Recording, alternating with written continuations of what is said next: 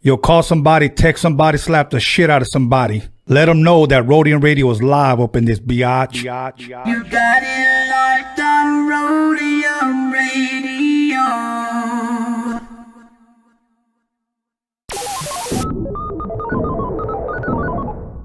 Yeah, Dr. Dre is in full effect, and I gotta tell y'all a little something. Eazy-E is down with us. MC Ring, you know he's down with us. DJ Yella is down with us. Arabian Prince, you know he's down with us. Tony A the Wizard is down with us. JJ Fag is down with us. Timmy T, you know he's down with us. DJ Pooh Boy is down with us. Toddy P and Spade, they're down with us. My boy Ice Cube, you know he's down with us. I like to mention, so pay attention to where I'm from, Compton, but the tapes are from the Roadium. My name is Dre, listen while I play. And by the way, I'm also down with NWA. Yo, Steve at the Roadium is down with us. Slanging funky tapes, it is a must. We're number one. Tony A. Tony A. When you're ready, go. Welcome back, everybody, to Rodium Radio, episode 86. And I am your host, Tony A. the Wizard, with a few announcements. First of all, I want to thank everybody for subscribing to Freaky Tales Podcast. We hit 1,000 subscribers already. I think we're like 1,070. So we want to keep it going because we go live next Friday, 7 p.m. Pacific Standard Time. Freaky Tales. It's not going to be called Cocktails. This is Freaky Tales, where we talk about the paranormal, spooky, ghost story type of shit. Okay. So thanks to everybody that has subscribed. We need more subscribers. We're trying to blow this up. Hopefully, if I can get this bigger than Rodium Radio, you know what? I'll hand Rodium Radio over to somebody else. Period. Anyways, other than that, once again, we're going to start using this soon when we start doing our interviews for the Chicano rap documentary. Everybody who donated $50 or more is going to be entered into a drawing. And at the end of the shoot, we're going to pick a name here. Whoever my guest is going to pick it out of a bowl or whatever. And whatever name gets it is going to receive this. You're going to get to own a piece of history from the Chicano rap documentary. So once again, everybody that has given $50 or more, if you still want to contribute, no problem. You could hit it on the description here on our page, or on my Facebook, or on my IG on the bio. You can still give if you guys like. So other than that, the mixtapes are almost gone. I've got maybe just a few left of each. You can get those at DOCUMIXERY.com. The Blu-ray should be here next week. People have been asking me, can I pre-order? We're not really taking any pre-orders, so it's first come, first serve. We're only pressing up a limited amount, and that's pretty much it. So the first people that order, hey, you get yourself a 2-disc of a Blu-ray of the Rodium mixtape DOCUMIXERY, which I like to call the prequel to Straight Outta Compton. So without further ado, please allow me to introduce my very first special guest of tonight, Leatherface. How you doing? Oh man, I'm blessed by the best, man. Thank you for having me, I Tony. I like that. Blessed by the best. Now, when we say Leatherface, there's no relation between you and the Texas Chainsaw Massacre, right? Absolutely not. Okay. Just making sure. Yeah. I said Ed Gein. Somebody said Ed Gein, whatever his goofy name is. But yeah, so Leatherface. Now, let me ask you this. Where are you originally from? All right. Well, I'm originally from Compton. I was born in St. Francis, Linwood Hospital. Mm-hmm. And I'm an 80s baby. So, I grew up the first 10 years of my life in Compton. Okay. And after that, I went to Mexico with my pops. I was out there for a good minute. And then I decided to just venture off one day, and I just landed in Houston. So that's pretty much how that went, So Okay. In reality, I'm a Cali made, but Texas raised, Okay. Yeah. I've been to Houston a couple of times. I like it out there. The weather's a little wacky for me. That's one thing. A lot of people like to go over there because you get to buy cheap property, if you will. Not cheap property, but the property value it's how would you say? More bang for your buck. There you go. There you go. Yeah. But you know what? I know today is I be forgetting sometimes from Wednesday to Sunday. Today's Wednesday. Okay. I know we just got out of the weekend. How was your weekend? How did you spend it, man? It was good. As usual, just working, grinding, getting it, Okay. staying consistent with my work and with my movement, as far as the music. If it ain't music, it's hustle. If it ain't hustle, it's work. You know, spending time with the family, you know, and stuff, and just taking it one day at a time. You know? Any children? Yes, I do have a daughter. Okay. She lives in Houston. Oh, okay. Yeah. All right. So yeah, she's 18. You know, she just turned 18 in July. You know, I mean, I already know the answer to this, but I want you to. How does it feel now having a older daughter, knowing that she could possibly start dating? Well, I mean, I have, you know, I've been thinking lately, like, man, you know, I wonder who I'm gonna have to punch out, you know, Right. because I just feel a little overprotective. You know, she's my one and only baby, so Right. I am kind of, you know, a little preocupado, you know, if you will. Yeah. But it's just part of life, you know, and all you can do is just try to guide them in the right direction, you know, try to give them the best advice, and you know, especially, you know, through your own experiences, you know, all the bad ones, you don't want your kids to go through the same thing, so you want to be able to guide them and give them, you know, at least your version, and share some stories with them, and try to give them advice. Yeah. To go on the better path. That's good. That's good. You know, when my daughter first brought her first boyfriend home, I said, he's your friend. That's all I said. We're going to start with that. And then I introduced them to my gun collection. Oh, nice. That was nice. So after that, he lasted a couple of weeks, and then he Gone. kicked rocks. He was gone. Cop ghost. So yeah, that's what you got to do. You know? Yeah, yeah. Because one thing I do believe in is, That's right. you know, I always see this little thing. Anybody could be a father. Nobody could be a dad. To me, it's wrong. For anybody could be a daddy, but it takes a man to father their kids. Right, absolutely. So I agree. I believe in fathering their kids, because if we don't father our kids, you know what, the streets is. Right, the streets right. are. Yeah, pretty much. And then we can't look at them and, you know, I mean, quick story, sad story. I had a buddy, had kids everywhere, was just dropping bombs everywhere. Okay, he ends up going to jail. And some dude, keep in mind, he is a blood. Okay. This Crip walks up to him, starts cussing him out, starts calling him out. And he said, man, what the fuck did I do to you? And he said, you don't even know who I am. He said, no, I know who the fuck you are. And he said, I'm your son. Oh, wow. Exactly. That's deep. Yeah. That's deep. Exactly.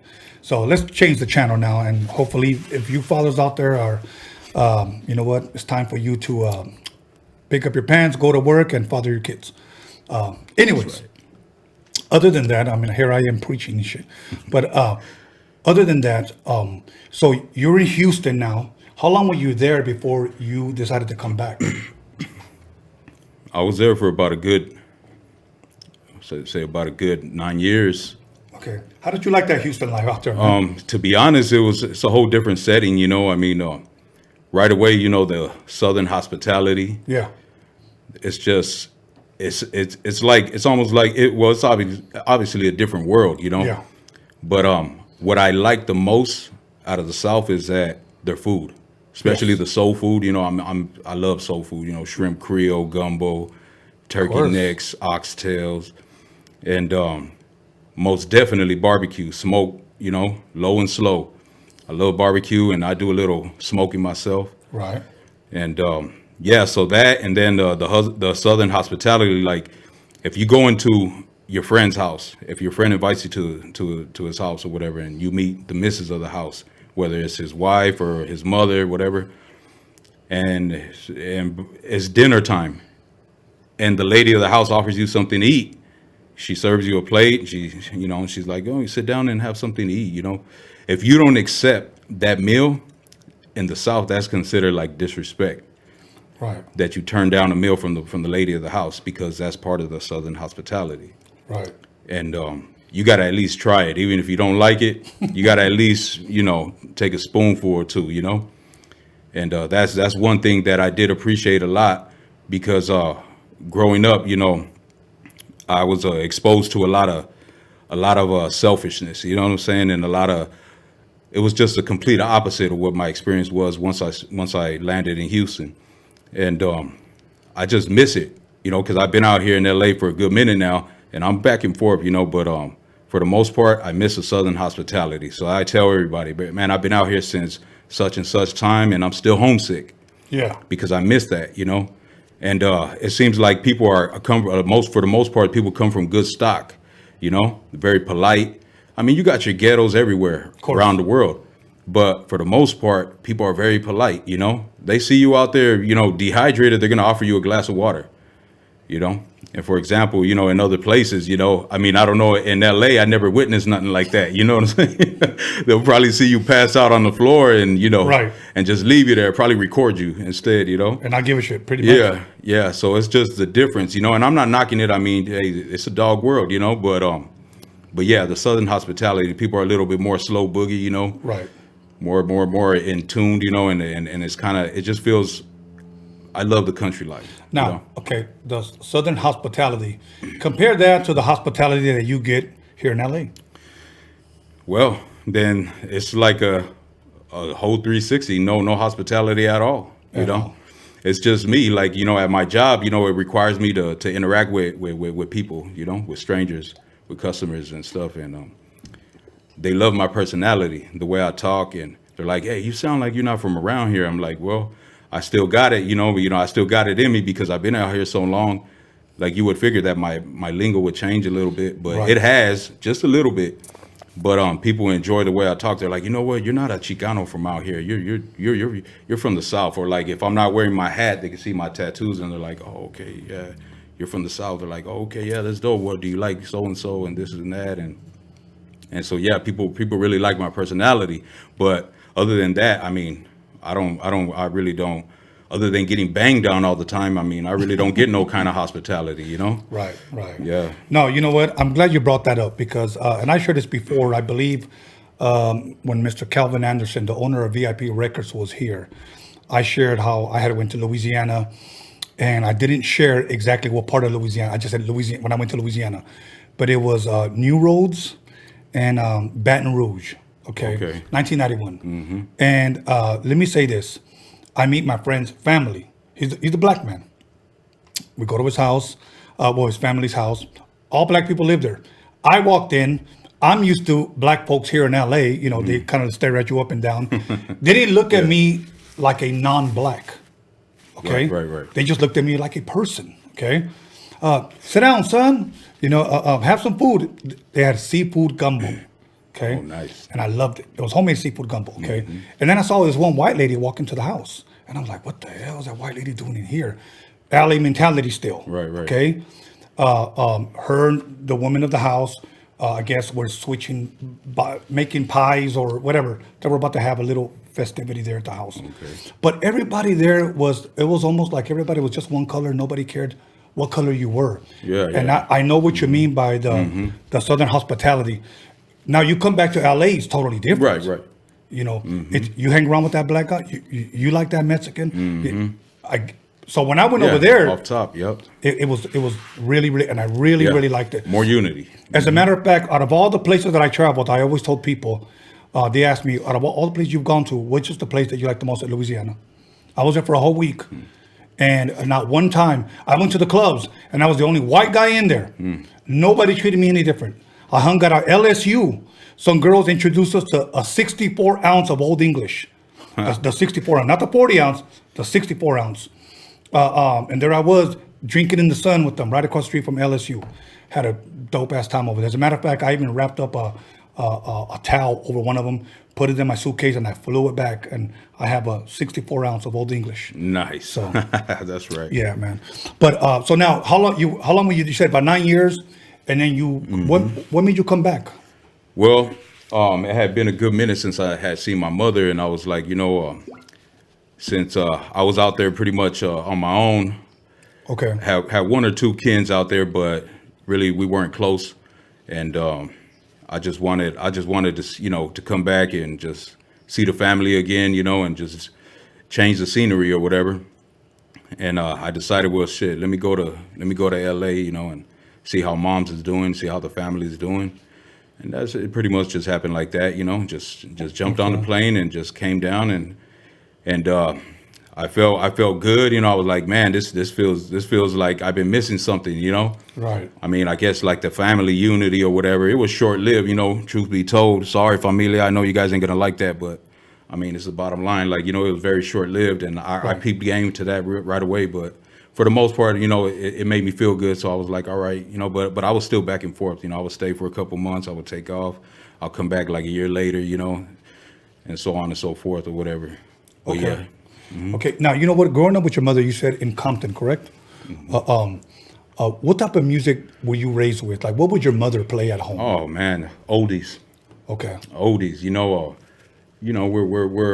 a Chicano family, but we, with a lot of soul, Spanish music as well. I mean, I couldn't tell you, the names of certain artists that would be playing because I really have no knowledge of who they were, whatever. Right. But a lot of Spanish music and Ralphie Pagan, James Brown, Al Green, a lot of funk, Yeah. and yeah, that's pretty much what I grew up on, listening to all kinds of classics and Okay. soft rock and stuff. What elementaries, junior high or high school did you attend? To be honest with you, I have a bad memory, but the only school I remember attending to before I left was Ralph Bunch. Okay. I believe it's in Gardena. Okay. It's like right next door. I remember being there for a minute, but it was short lived because I left soon after, and that's the only memory I have of as far as the school out here. Okay. Because when I went to Mexico, I attended what's it called, a primaria. I guess it's like a middle school, and I did like 2 years, 2 years of that, and then I entered the secundaria, and I dropped out like 3 months later. I guess the secundaria is considered like a high school. Yeah. Yeah. So I dropped out right away, and I just didn't want nothing to do with school, and I didn't know no Spanish when I first went out there, and my dad was like, oh, you're gonna, aquí vas a aprender a hablar español and this and that. He spoke fluent English, but he's from the motherland, so he was like, you're gonna learn how to speak like this. I'm not gonna have my son walking around here like you are a pocho, but I don't want you to be a pocho here, I guess, just setting his ways or whatever. He expected the most out of me, and that was cool. It took me about 6 months, and I was learning. I was speaking Spanish like nothing, reading, writing, everything. Yeah. As a matter of fact, I started writing my first lyrics in Spanish. Really? So I never really recorded any professionally, a song in Spanish, in which I do, by the way, want to do like maybe a little mixtape or an EP in Spanish. Okay. Just to show my versatility on that. Okay. But I started writing in Spanish And once again, how long were you in Mexico for? for about 3 years. Okay. And what part of Mexico? Zacatecas. Zacatecas. Yeah, about 3 hours away from Guadalajara. I remember my dad and my grandfather, they have a trucking business out there, and they would haul cattle.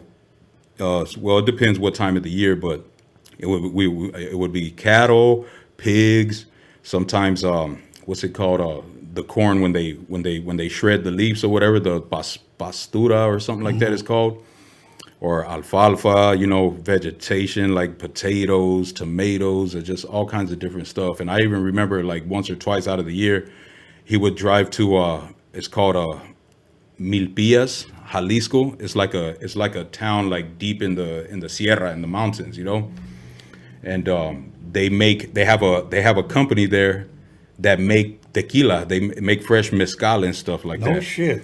And so we went in there, and I was seeing how it was being made. They got big old chunks of the what's it called, the mezcal or the pencas or whatever those things are called. And the machines are juicing them out, and then they're shredding the leftovers on the side, and that's how they do all their mixtures and stuff, and they make the little bottles of like little pint sizes of mezcal. So anyways, we loaded 15 tons in his truck, and we drove it all the way to Chihuahua. No shit. Yeah, to a liquor store. I remember that. Yup. Wow. One day, hopefully, if I ever get enough money, I'm gonna make my own tequila, man. Man, that'll be dope. I want to make my own That'd be tequila. dope. Yeah. I really, really want to do that. So, anyways, yeah, I'm over here thinking about fucking drinking already. Bro. But anyways, for the people that may not know what you're drinking, what is that you're drinking? Man, this is Disaronno. Disaronno. Yeah, it's an Italian liqueur. Okay. It's not too strong. Has a little sweetness to it. You don't ever mix it? Personally, I like the way it tastes, just like that. Okay. It'll be just like straight, just like how I'm drinking it right now, or on the rocks. I enjoy it very much. Yeah, And I'm drinking una soda de manzana. Oh man. So that's pretty much what I'm drinking. After that, I'm gonna take a little sip of that. That's right. But now, you look pretty stocky, man. Did you play any sports at all growing up? I'm gonna be honest with you. When I was in primaria over there, and the town is called Santa Maria de la Paz. Uh-huh. When I was over there, I tried at recess time, I tried being friends with some of the guys over there. I wanted to hang out with somebody because I was always a loner, and people were just looking at me like I was an exotic animal, you know, because they didn't understand. They didn't understand, you know. And I said, man, I don't know how to play soccer, you know, but that's literally all they play here is soccer. Yeah, soccer or boxing.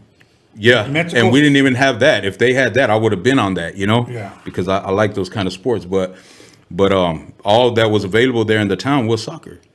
And so I said, well, let me get in there and try to play, you know. So I told one of the guys, let me play, man, you know, let me get in there.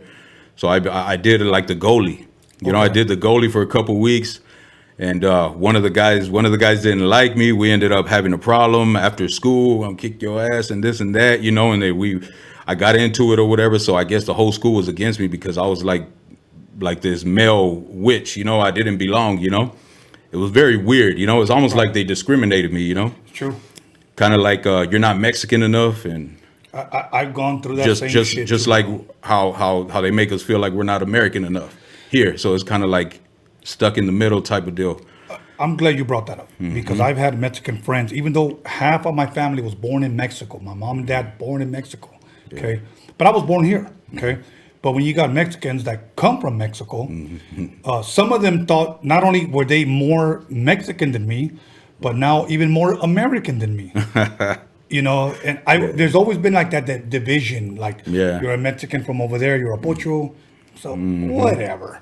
But shouldn't even matter, man. You know, I just don't know who even decided that was a thing, you know, like it's just the way I see it. We're all Raza, you know what I mean? And I love everybody, love and respect to everybody, you know? Exactly. Until they cross that line, and then that's a different story, you know, because I'm a man first before anything. But other than that, man, I got love for everybody, you know? Yeah. Growing up, you play any instruments at all, man? Well, not growing up, you know, but in my early 20s, I did try to master the accordion. Okay. Not the piano style one, but the one with the buttons. Yeah.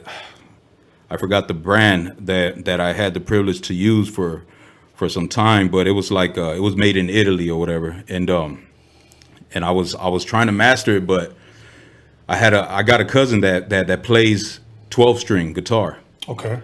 And his style is called requinto, you know, and him and his boys, they have a group called Los Tres Gallos y su Tuba de Oro. Shout out to them. And as a matter of fact, you guys can follow them as well on IG, Los Tres Gallos y su Tuba de Oro. And I tried playing the accordion or whatever, and I just couldn't get it. You know what I'm saying? I mean, it just wasn't in me. I feel like when something is in you, you know, when you have a don to do something, you know, it's gonna come naturally, you know. Right. And I was kind of like forcing it, you know. I was kind of forcing it, and I said, man, I would get frustrated. I didn't have the patience. And it takes time, you know, to be able to master it and to play it a certain way. Right. And the style of music that was playing at that time, I was trying to adjust to that. And I was too used to the old school way, you know, and they were like, no, you got to play it like this, you know, and this and that or whatever. I just got frustrated and left it. I'm like, I'm good at writing. I'm just going to stay writing, you know? Okay. Yeah. Okay. Now let me ask you this. Growing up, what was some of the first rap that you got introduced to? Like who were some of the artists and who possibly did you hear from? Was it on the street? Was it through a brother? Was it through a friend? You know, how did that come about? Kid Frost.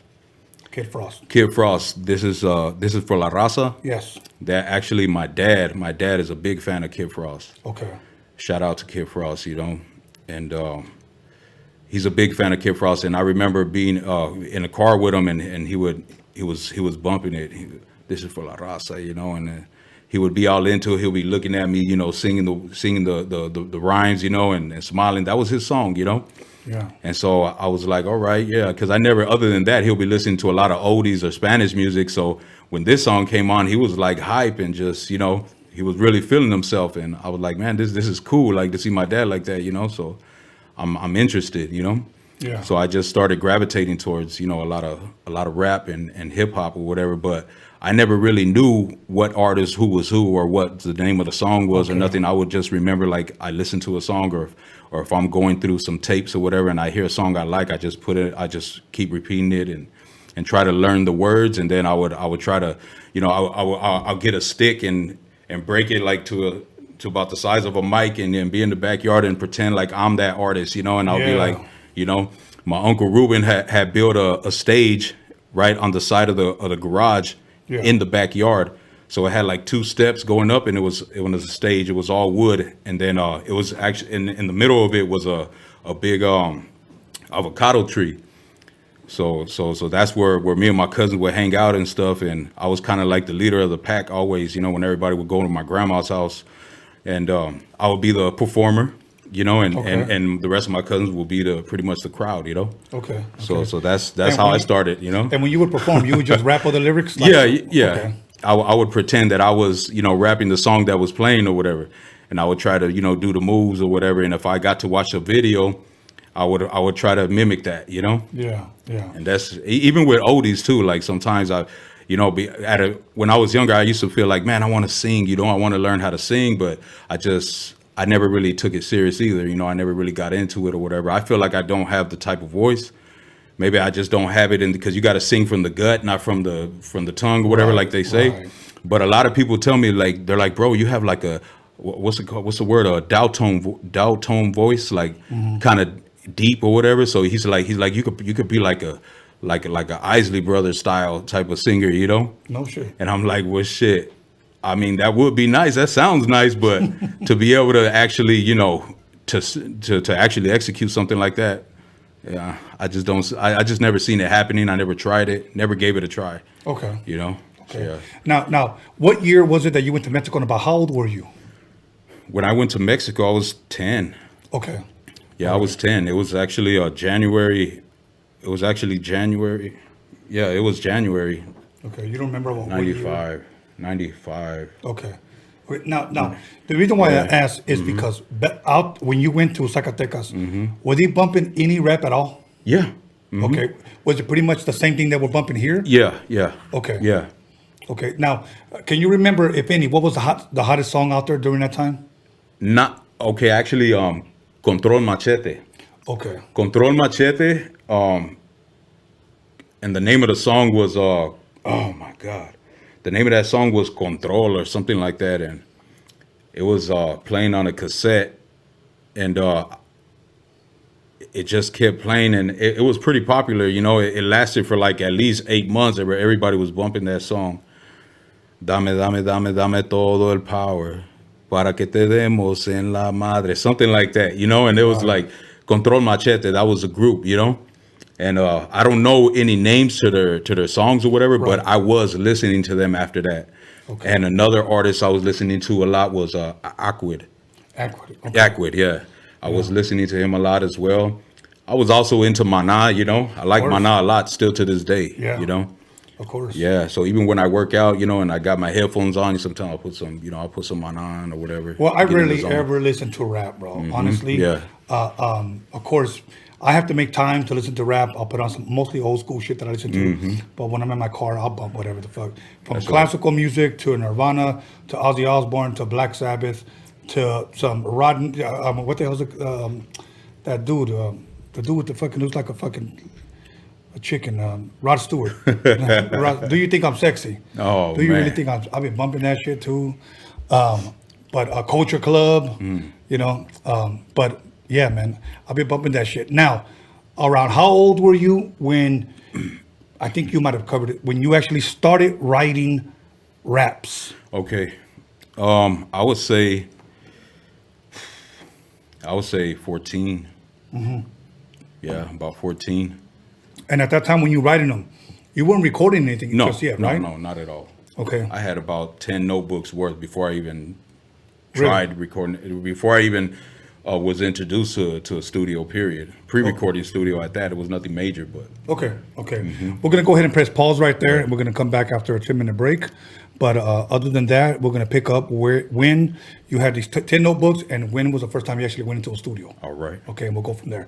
So everybody, once again, this is my first guest today, Leatherface. So make sure you call somebody, text somebody, pay somebody, slap the shit out of somebody, let them know that Leatherface, got to get that right, it's in the motherfucking building. We'll be back in 10 minutes. Go get yourself something to drink because it's hot in here. Yes, I'm going to take off my clothes. Welcome to Rodium Radio, and I am your host, Tony A. the Wizard. We started a GoFundMe page because we need you to help us meet our goal. And our goal is to release a Chicano rap documentary. And we need you to be a part of this. Everyone who contributes will have certain incentives offered to them. For an example, I'll name one. Your name will be on the credits of the film. Everyone who gives, everyone who contributes, their name will be on the credits. That's just one thing that we have to offer. But yet, if you read the description, you see other incentives for your contribution. If you've seen the Rodium Mixtape DOCUMIXERY, you will not be disappointed with this documentary shining light on Chicano rap, the Chicano culture. It is something that can be used as an educational tool now and in the future. So once again, help us meet our goals so that we can start production. And remember this, we have a voice and we will be heard.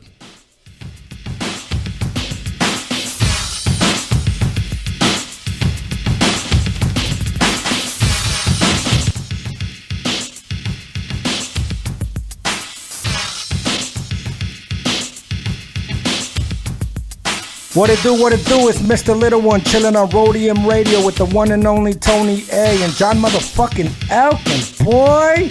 Hey, what up? It's your boy Mr. Shadow. You're watching Rodium Radio with my homeboy Tony A the Wizard. You know what time it is. Yeah, what up? This is Mr. Night Owl, and you're listening to Rodium Radio with the legendary Tony A the motherfucking Wizard. Yo, what's cracking? Nosotros somos Aquid y estamos aquí con Tony A the Wizard. You know Rodium Radio, damn it. You know what it is. Yo, what up? This is Mellow Man H. Padrino, and you tuned in to Rodium Radio with my man Tony A. Keep it locked. Yo, what's cracking? It's your boy OG Arabian Prince from the world's most dangerous group, NWA. Sitting here with my boy Tony A the Wizard on Rodium Radio. What's up, everybody? It's your homegirl Magic Girl, and you are now listening to Rodium Radio with Tony A the Wizard. Yo, what's up? This is Bozo, aka Emiliano.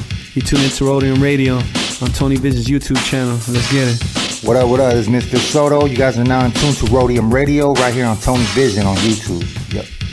Check it out. This is MC Poncho on the MIC. Shout out to Tony A the Wizard, Rodium Radio. You already know. What up? This is DJ Trick, Spanish Fly, and you're watching Tony A on the Rodium Radio Show. Big G, Rodium Radio, Tony A in full effect. Stay tuned, watch, listen. That's how we doing it over here. Yo, what up? I'm out here. This Big Daddy Swoles. I'm jamming with my man, Tony A the Wizard, out here on Rodium Radio. The podcast is off the hook. Check us out. This is DJ Clientele, and you are listening to Rodium Radio with Tony A the Wizard. Yeah, this Baby Bounce here with Tony A the Wizard. You are now tuned in to the Rodium Radio. We do it for the people. You hear me? Mic check. Ernie G from Proper Dos, and I'm listening to Tony A the motherfucking Wizard on Rodium Radio. And if you don't know, you should know. What's up, everybody? This is Soren Baker. I'm the author of the book, The History of Gangster Rap, in stores now worldwide. And you're listening to Rodium Radio, hosted by Tony A. Make sure to check it out. We talk about the Rodium Mixtapes. We're here, Soren Baker, Rodium Radio. Y'all, this is Rudy Gregg, and I'm chilling with Tony the Wizard on Rodium Radio. Hey, this is Swifty Blue. I'm right here at Rodium Radio with Tony A the Wizard. Stay tuned. It's the KAS here live on Rodium Radio with the one and only Tony A the Wizard. What up, y'all? This is Kiki Smooth, the first Mexican rapper out of Compton, rich and ruthless, and you're listening to the Rodium Radio with Tony A, the Grand Wizard, El Mago himself. Hey, Compton's in the house. What's up? It's Quete Yes God with my Harbor Ottawa homeboy Tony A the Wizard on Rodium Radio. Yes God. Hey, what's up, gente? It's your homeboy Duende. You're tuned into Rodium Radio with my homeboy Tony A the Wizard. Ya te la sabes, wey. What up? It's your boy Baldachi the Beast, Afro Music, face of LA, right here at Rodium Radio. Make sure y'all tune in. Your boy Tony A the Wizard. This is Kelvin Anderson, owner of the world famous VIP Records, and you listen to my man Tony A the Wizard on Rodium Radio. Yeah, what up? It's Lil Black, you the brown super baller, and you checking out Rodium Radio with the homeboy Tony A the Wizard. Yo, what's cracking? It's your boy OG Big Wicked, Real Ones Apparel, Orange County. Out here with my boy Tony A the Wizard, Rodium Radio. So make sure to peep it. Peace. Que tranza raza, aquí su servidor, Sinful el Pecador. And you're listening to Rodium Radio with my boy, Tony A. the Wizard. Check, what's up? It's your boy Capital I Man from the Mexican Crew. And you're tuning into Rodium Radio with my boy Tony A. the Wizard. This motherfucker's a legend. Bah! What's up, y'all? This is Christy Glove, and you're watching the Rodium Radio Show on Tony Vision on YouTube. What's up? This is Mr. D on Rodium Radio, kicking back with the homeboy, Tony A. Yo, this is Fancy the Boss. Tune in on YouTube at Rodium Radio with Tony A. the Wizard. What's up? This is Leah Farsayer, aka the Dragon, the Serpent, the Spear. I'm on Rodium Radio with my boy Tony the Wizard. Hey man, Nick B and Eric B, the Baker Boys in the house, hanging out with Rodium Radio and the one and only Tony the Wizard. Tony the Wizard, aka Kylo Ren, right here on YouTube, Sundays and Wednesdays. Tony Vision, subscribe Tony now. Vision, yeah. Boys, big baby. What's good with it? This is Old Creep, aka Jay Stompanato.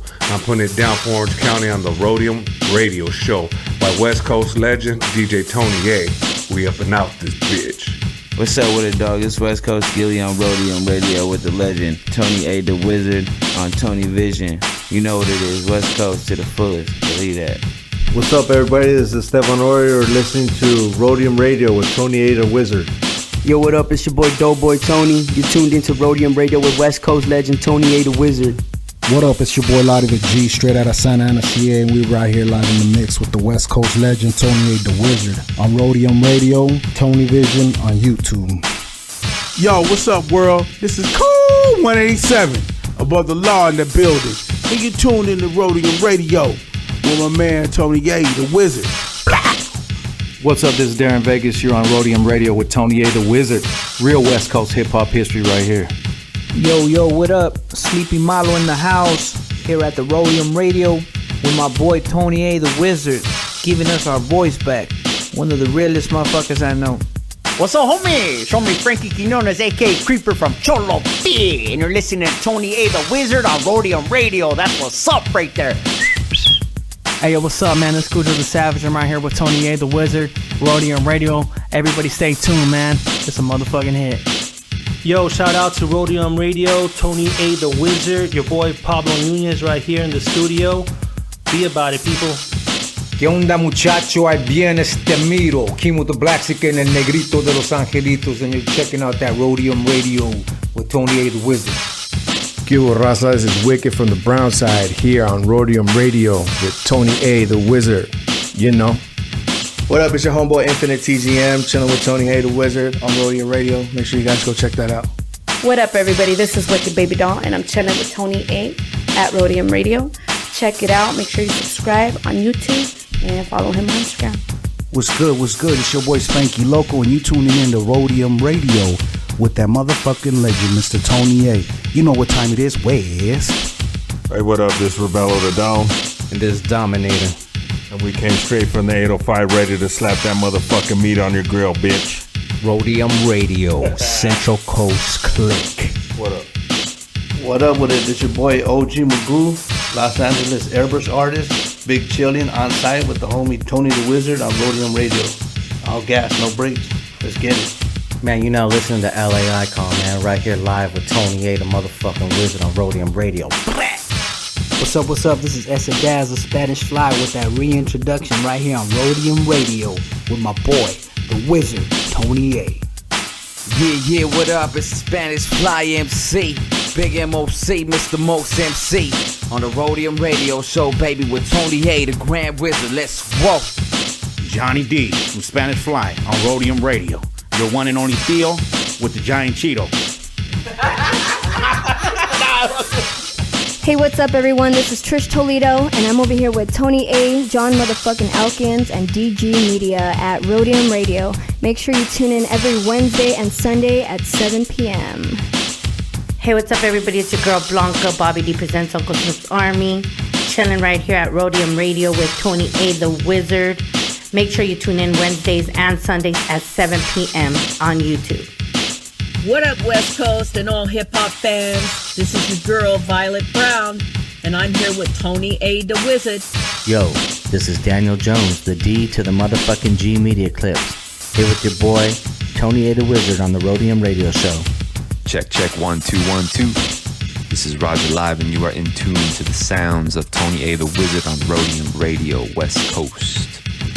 Yo, what's up? This is John motherfucking Elkins, and you're tuned into Rodium Radio with my homeboy DJ Tony A the Wizard. Yo, call somebody, text somebody, slap the shit out of somebody. Let them know that Rodium Radio is live up in this biatch.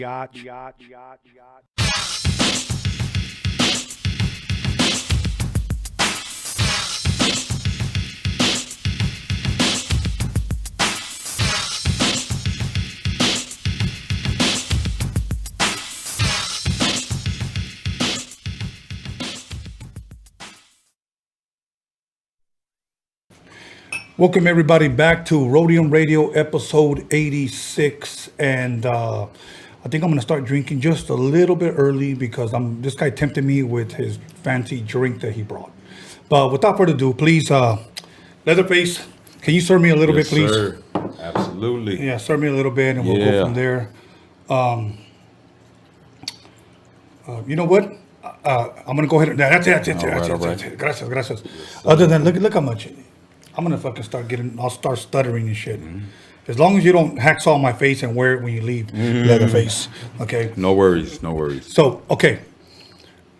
You started writing at about the age of 14. You said you had about maybe 14 notebooks already written of 10 books. About 10. Yeah. Okay. And these are just all lyrics. All lyrics. Songs? A bunch of just scribble scrabble. A lot of it didn't really make sense. I think that a lot of artists share the same. Same beginnings, for the most part, depending on how early you started and how your skills were then and how you develop over time or whatever. Right. That's actually pretty good. Yeah, it is. It reminds me of the medicine my mother used to give me to go to sleep. Formula 44. That's right. Yep. Wait. Other than that, from that point on, from the age of 14, when did you actually start recording? Maybe not professionally, but to the point where you're hearing yourself back, like whether you record into a karaoke machine and you played it back. How did that come about? Well, back then, I was smoking Optimo blunts. We had the hydro and the stress, of course. And I was at a Shell gas station.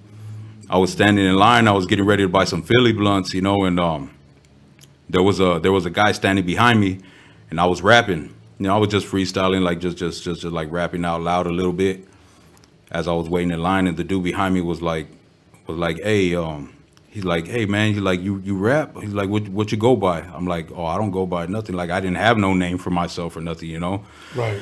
And I was like, nah, I just be bullshitting, just kicking up dust, that's it, nothing serious. Just to pass time, just to exercise the mind. And he was like, say man, he's like, look, I'm so and so, he's like, how would you like to go to, I'll take you to a multi-million-dollar studio right now. He's like, we could get some shit going. Like his name is Curtis D Walker. And he introduced me to his family, you know what I'm saying? He had some connections out there in Houston, and so I guess he pretty much the proposal that he gave me was good at the time. Yeah. I was young though, about 15, and the proposal that he gave me was that he would sign me to his label, right? And we would do an album, and it would be pretty much like an 80-20 type of deal. Like, I would get 80% and he would get 20% or whatever of the sales. And that in those days it was straight out the trunk. Like you get off outside the mall. We would be outside Sharpstown Mall and just like $5 CDs, $5 copies, or $10 or whatever. So the way I would do it, I'd be like, just give me a donation, like, But I'll get to that right now. But yeah, when he took me to the studio, it was all right studio, you know what I'm saying? I mean, it wasn't no multi-million-dollar studio, at least not at that point. But it was with Pat. His name is Pat, and Pat Rodriguez. we went to his studio and we recorded one song. Actually, I forgot the name of that song. We never really did nothing to it, you know what I'm saying? I mean, it just kind of just stood on the back burner. We didn't put it on the album. And the name of the album was The Son of the South. The Son of the South. And that was like I said, way before, streaming platforms and all that. I didn't know what the hell was going on. I just knew that I was going to the studio and I was making some music, And yeah, like the first time I heard myself, I didn't like it because I had another expectation. I heard myself different in my mind. Yeah. When I would write the lyrics, I was like, okay, well, I'm going to deliver it like this, And when it came time to execute, I delivered it, but it just didn't sound the way up to my expectation. It didn't sound good enough. So it would be times where I was just re-recording like 2-3 hours, just trying to do one song because I just didn't like the way it was sounding, Right. It's not like I was, stuttering or stumbling on the words. Was it just your delivery? Yeah, like I wasn't content with my delivery, but everybody else was bobbing their heads and they're loving it, But I didn't like it, I didn't like it. And it got to the point to where they approved it. They're like, no, bro, this is good, because I never approved it. And long story short, the whole album, I didn't approve one song. I didn't like not one song out of the whole album. And you were what, 15 at the Yeah. time? Yeah. So I didn't like not one song. And that's the honest to God truth. And because I didn't feel like I delivered good enough, it made me not like the beats either. Oh, and they were wow. all original beats. Like it wasn't nothing off of, YouTube or anything like that. No instrumentals from other artists or nothing, but I just kind of, I was very discouraged, with that album. I felt like, man, I could have made a better impression like this and like that or whatever. But like I said, I was young, these guys were like in their mid-30s already, good people, but at the same time, I just feel like I just feel like he didn't let me reach the heights that I knew I could, Right. And we were put in a lot of positions to where other record labels were trying to pick me up and give me an opportunity better than what he was able to, and he wouldn't let up. You know what I'm saying? Like he wouldn't accept the offer that they were giving him, because as far as I'm concerned, I'm sure they offered him something, at that time. As a matter of fact, Tony Draper with Suave House Records, there was a time when he met up with him, and we had made a couple of songs with me and Killer Kane, a couple of other artists or whatever. Yeah. And out of the whole group, so Tony Draper liked my music, he liked it, my style, whatever. And it was, I guess at the time, he was like, hey man, this guy right here can do something. So they offered him a distribution deal and some money, and he didn't accept, because he felt at the time, he's like, no, well, we're going to get something better than that. Well, that better never came. That was that time, and that was it, How long were you with them?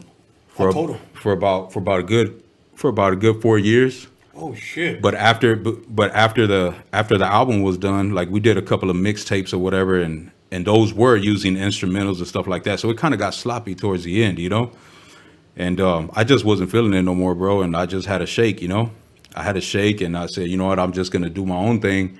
But when I ended up coming to California, I kind of just dropped it. I said, you know what, man, I'm just gonna find a job. I'm just gonna do something else. Like I was already like over it, Right. My cup was full at the time, and I was like, man, I'm gonna leave this alone for now.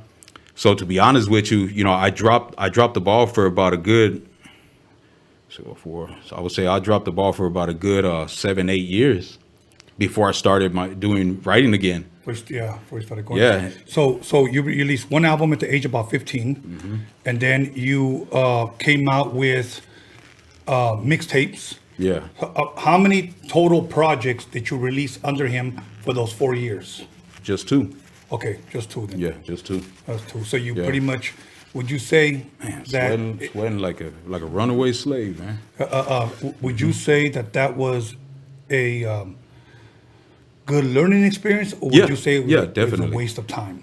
No, it was a good learning experience, because they say that the best teacher is life experience. You have to experience things yourself sometimes and go through the trials and tribulations.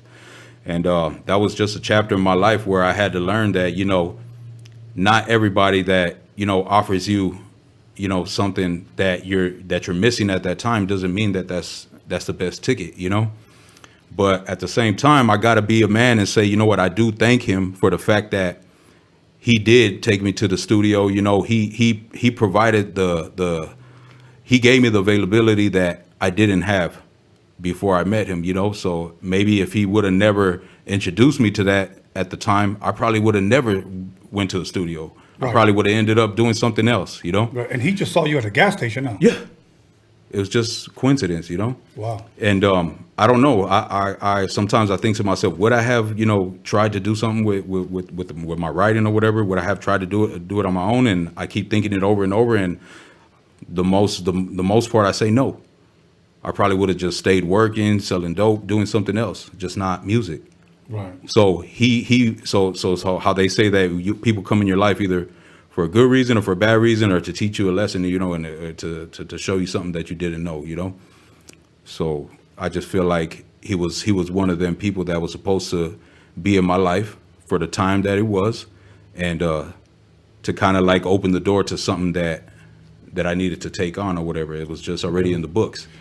So I give him props for that. But other than that, you know, he's a pretty shitty individual, and I don't give a fuck if he's hearing right now. Okay. You know. Okay. Well, you're saying what you feel. Yeah. Now let me say this. The name Leatherface, was that always your name? No. Okay. No. Give us your other names if you had others. Yeah, I actually had two others. Okay. All right. So when I first started off, like I said, with Accord Records, I was Lou G. You know, I was Lou G. Not Lou Kane. Nah, that would have been dope. Nah, yeah, but Lou G, you know, and that was I was running with that, and I wasn't comfortable with it. I always been a unhappy, like unsatisfied type of dude, you know. Yeah. Like I'm never satisfied, you know. And I'm not saying that it like to say that my expectation is high or I'm trying to go above God's boundaries or anything like that, but I just always been that person, like nunca estoy contento, but with myself. Not like I'm not satisfied with people. It's just myself. Like that's how I am. I feel like I can do better always. Good. And yeah, so I wasn't really feeling the name. So after a while, when I left the music alone and I came out here and I started, you know, to write again and stuff, I was like, you know what? I used to love Sega Genesis, man. I used to play it a lot, man. And one of my favorite games is Altered Beast. Altered Beast. I don't know if you're familiar with that game, Altered Beast. No. Okay, well, it's one of them video games like with action or whatever, and you're fighting like werewolves and dragons and stuff, and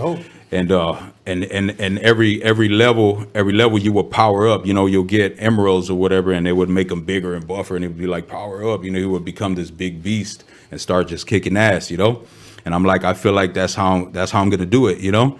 I'm gonna just get in there and I'm gonna just tear shit up, you know? And I'm like, I'm gonna run with Altered Beast. Okay.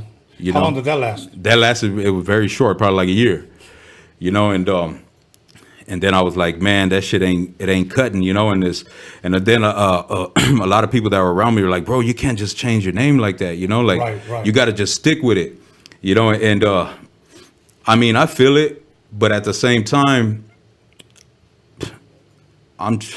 I just never really took too much importance to the name. I just feel like, man, if they feel my music, they're not gonna give a fuck what my name is. But that's just how I feel.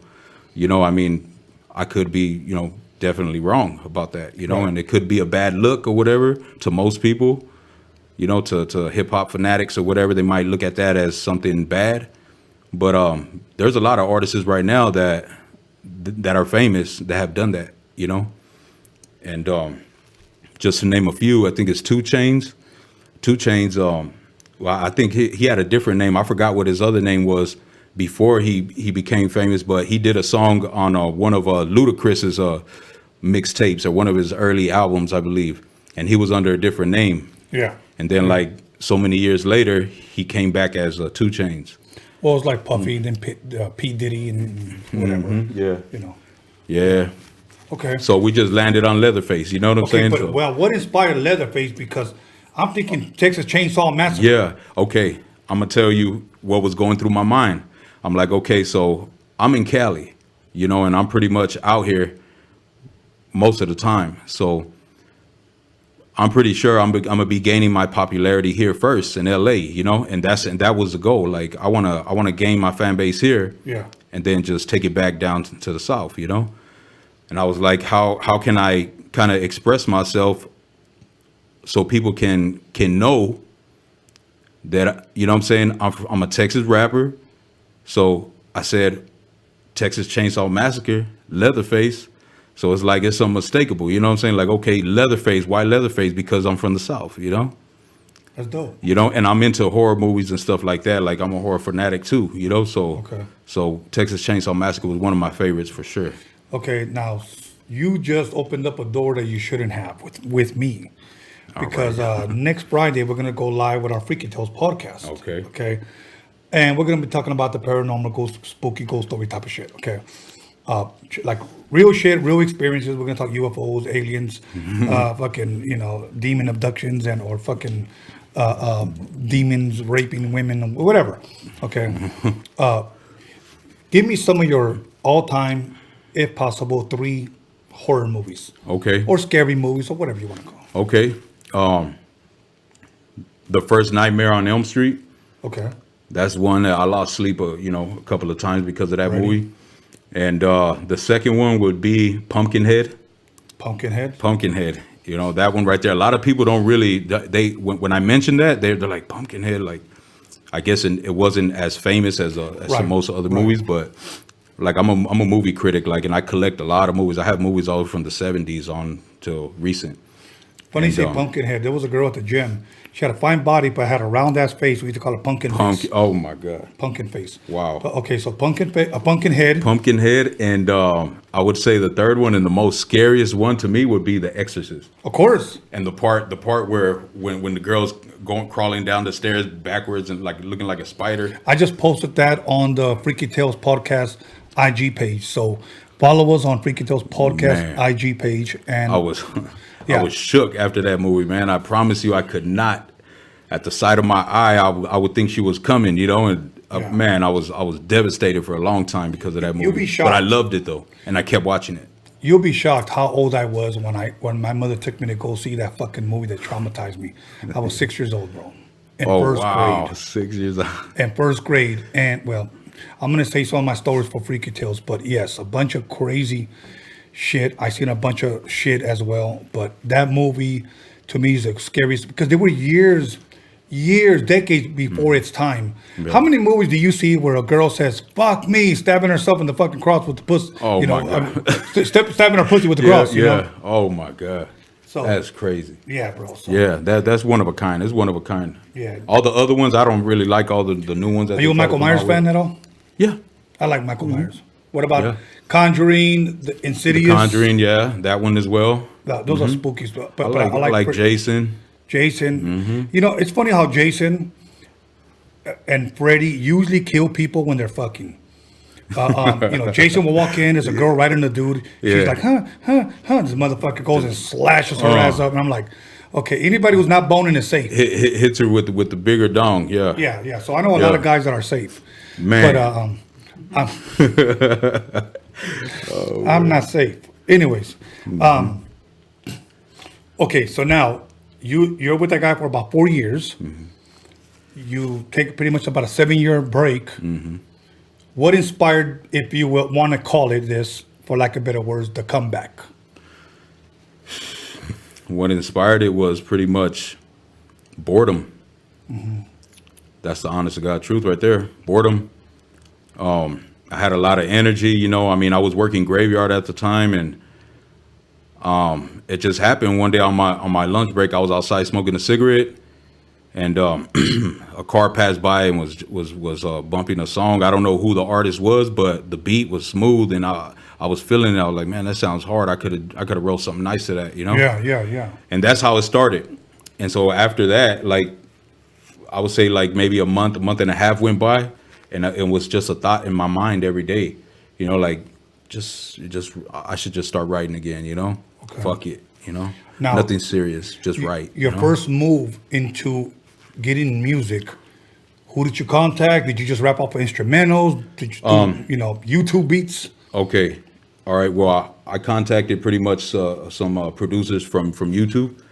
It was only a couple of beats that I did like that, and I got the leases or whatever, and I just did like 4 or 5 songs like that. And I was a liquor store clerk at the time, and one of the customers that would go to the store like on the regular, he had told me, he's like, hey, I have a pre-recording studio. If you know anybody that needs to record music or whatever, like, let me know. Like, I'll break you off or whatever. I'm trying to, get some business going in the area or whatever. And I said, well, shit. I said, how much you charge an hour? You know what I'm saying? Like, it just happened like that. Yeah. He's like, oh, like, you do music? And I just said, yeah, And he's like, man, just come to the pad after work. Just come to the pad. I got you, And so that's how it happened. He had a little microphone in his closet or whatever, and he had like a little bullshit computer or whatever. I don't know how the gadgets or whatever what their names are or nothing, but yeah, that's pretty much how it happened. And from there, I just started writing. I was recording more, and I moved up to other studios. I just started networking more, I just started stepping out of my box or whatever, and I just started networking with people. All by yourself? All by myself, yeah, pretty much, and I met a couple of cats along the way, did a couple of collaborations with a couple of groups or whatever, but nothing major, like, no big names, you know what I'm saying? Fuck them too, straight up, It seems like I don't gangbang, but I got a lot of enemies, For some reason, it's like that, people take a liking to me at first, and then out of the blue, they hate me for some reason. I wonder why that is. I don't know. And sometimes at the beginning, it's like they made me feel like, okay, like maybe something's wrong with me, Like, do I rub people the wrong way? Why? But I just still to this day, there's no explanation. It's just one day to the next, they just don't like me all of a sudden. Yeah. And I just call it like maybe it's my personality. I don't know. I really don't know what it is, because when I take a liking to somebody, I show them mad love. Yeah. That's just how I am, I show them mad love. And even when they start acting funny, I still give them the benefit of the doubt. And when they keep acting funny or whatever, that's when I start pumping my brakes. But I just never understood why people just didn't like me. I mean, I could count with one hand the times that I've wronged somebody, and that was like early in my teenage years.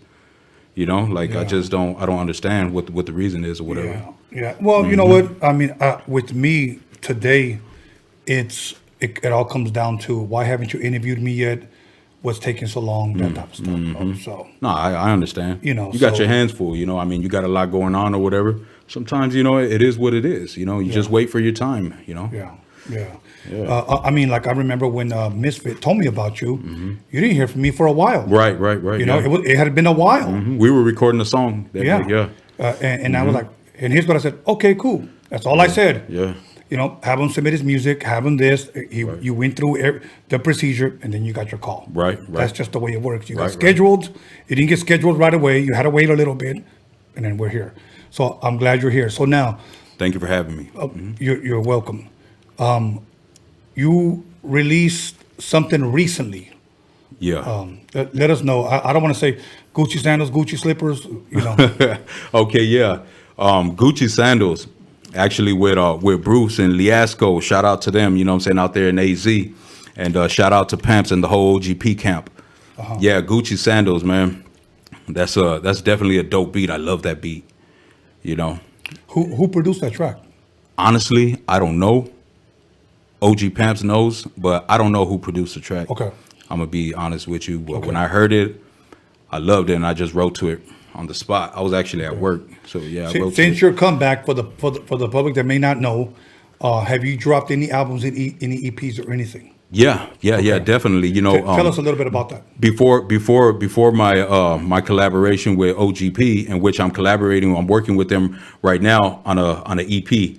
So definitely the people that support my music and stuff, they can definitely look forward to that in the near future. And but before that, I was with Mob G. Okay. Mob G, shout out to Spooks and Spantos. Yeah. And the whole Mob G camp. Yeah. So we put out the Drip Effect. And as a matter of fact, I got an album for you. I got to bring it out of my truck later. Dope. And yeah. So now why the Drip Effect? I could kind of make an idea of what it. Okay. For the fans. Well, It has nothing to do with like, you know, no jewelry or nothing like that. Right. It has more to do with like gradually, you know, evolving. Okay. Like just a silly example or whatever, like a leaking sink. Okay. You have a glass that's sitting right up under the faucet, and the faucet is dripping, just like my face right now with all this heat. and after a while, you know, the cup's it's gonna fill and it's gonna overflow. So I just felt like the drip effect. It means that pretty much my life, my trials, my tribulations, and I decided to open back up that chapter in my life, and continue the music. And it's like, okay, this time I'm going hard. I'm going harder than ever. You know, it's like I'm gonna just hit it hard until I just can't no more, until it stops. And that's God's calling. I don't know when. Right. And it's a drip effect. So eventually it's overflowing. So I'm starting to do a lot better now. I have a better fan base now. I have a better understanding of the analytics and everything of how this music works. Yes. And what I wish I knew in the past. Right. And I'm networking with a much larger, you know, variety of people, you know, that are in the industry: videographers, bloggers, producers, engineers, artists, you know. As a matter of fact, shout out to Chicago, man, and Dallas, El Paso, and Washington. They support my music heavy. Dope. That's good. Yeah. That's good. Mhm. And since then, you dropped just this the Gucci song, the Gucci. Since that album to now, was there anything else in between? I dropped a couple of singles. Okay. On my own with my boy Hectic out of Anaheim. Shout out to Hectic, and we dropped a couple of singles together or whatever. And any visuals that people could look up? Yeah, actually, Ghettos. Okay. The name of the song is called Ghettos. Okay. With me and Hectic. Okay. And we did another project with Cyrus out of Arizona, also featuring Hectic and myself. That's another one that's called On the Move. That's a pretty dope song. That song right there is giving the most streams right now. On the Move. Okay. On the Move, yeah. And is this I'm getting a lot of streams on that song. on YouTube, on your page, or what's it on? That Well, page? it's not on my page because my page is still in development. I'm still trying to, bring it up. Okay. But and there's no visual to it. Okay. It's just like pretty much on all streaming platforms. And I guess through TuneCore or whatever, it's uploaded onto YouTube. But as like under topic or whatever, it's not that I uploaded it to my channel or anything. Okay. So we do have plans on doing a music visual to that. Hopefully, Si Dios quiere, we'll probably do a visual to that, maybe a remix. Okay. And in closing here, because we're going to be running out of time, what can people expect from you? What are you going to have dropping after this single that you just dropped that people can actually see on Latin Beast? On Latin Beast. Okay, well, definitely the EP with OGP. Okay. And I got a couple more singles that I'm going to be delivering. And I got some more work with Mob G that I'm doing. There's just so much that's coming right now. I can't speak on the names of the titles or anything like that, but it's definitely, more visuals are coming. Would you say this year? Oh, yeah, definitely. Like by next month, I'm already going to have more visuals. It's going to be, definitely going to be dropping some content. Okay. Yeah. Well, brother, we've come to the close of your interview. I'm thankful that you came. I'm thankful that you gave me the time to interview you. Is there anybody you want to give a shout out to? Right now's the time.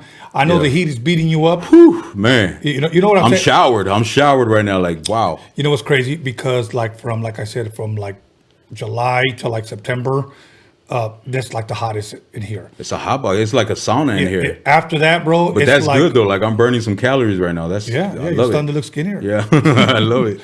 So go ahead and give your shout outs, brother. And all right. Okay, well, shout out to OGP, OG Pamps, and the whole OGP camp. Shout out to Mob G. Shout out to Sponto. Shout out to Spooks, Sleepy Malo, Trouble P, King Cash. Hey, the whole camp, man. It's all love and respect. It's your boy. It's your partner, Leatherface. And shout out to Irez. Shout out to Audio. Shout out to 100. And a couple of more around the way. Underground Chemists, you know what I'm saying? Yeah. Sony Slick Beats. Shout out to Blasto. You already know, baby, it's much love and respect always. I didn't get to have some michelada, maybe I'll have some before I leave or whatnot. And just much love and respect, man. And I appreciate everybody. Much gratitude. All good, my brother. Yeah. Well, first of all, let me go ahead and say that I give my shout outs at the very end, but he brought me some 805 beer. I'm about to crack one open. You guys go ahead and fix yourself a michelada. Go get yourself a cóctel de camarón. Have your girl in a G-string. By the time you guys get back, it's about to get good. My boy Namek's in the motherfucking building, so make sure you call somebody, text somebody, slap your lady across her fat ass with your big fat cock, and we'll be back in 10 minutes. Don't go nowhere. Yes, sir. A Rodium mixtape to me was something that was made just for the Rodium. You wouldn't hear it anywhere else. And they would do raps on those tapes that were nowhere else. You know what I'm saying? And they were truly the first mixtapes that we ever heard, you know? And they would shout the Rodium out, and you could kind of tell it was like someone's garage, maybe. The little echo, you know what I mean? It wasn't completely perfect and polished yet. But that was the beauty of it, that it was so raw that we could feel that shit. And I would just play them shits and draw. That was my inspiration, my motivation to draw. So I always had to have some type of music. You know, if it wasn't the Dynamic Superiors or the Temprees or some funk playing, it was, you know, second to none. It was quick. It was the Penthouse Players, you know, High C. And Tony G was at that time was like a god too. You know what I'm saying?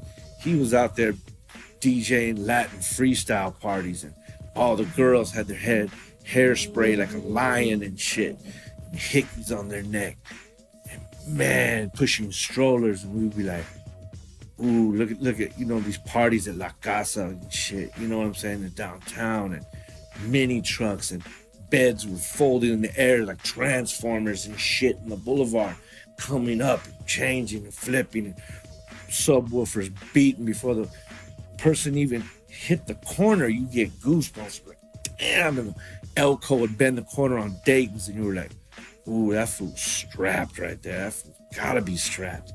Motherfucker had candy ribbons, little Willie ribbons from Compton on the side of his shit.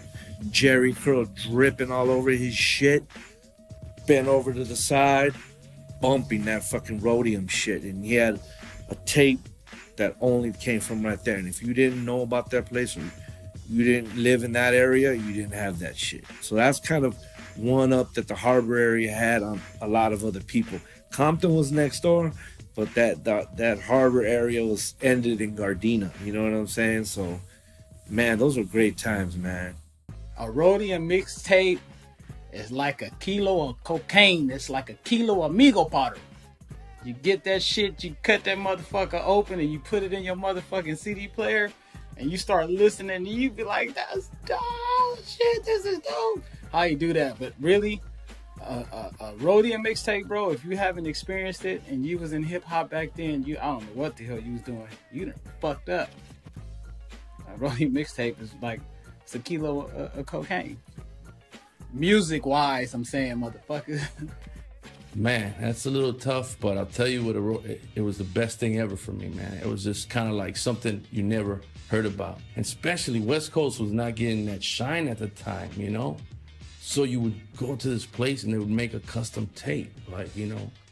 And not knowing what it was just the sound that came out of those tapes that, if I'm correct, you'd have to, like, I would be feeling for those things if it was monthly, if not sometimes bi-monthly, but a tape, it was just a mixture of the latest songs all mixed together. But the intro had like this crazy mix that I at the time I believe that it was like 4 turntables at the same time. But I was like, how the hell are they doing this? Like, was it Superman behind the turntables or something like that? But a mixtape was a real mixtape. It was actually a cassette too, you know, just for the record. Ice Cube getting dumb at the Rodium with the funky drum, and you know my man Steve can get some. With a fool like Tony A when he plays stupid dope shit by WA. You wanna spray? Dumb motherfuckers, no doubt. And sucker DJ, get the fuck out. Tony A. What did you say your name? What did you say your name? Tony A. I have won 1 million battles.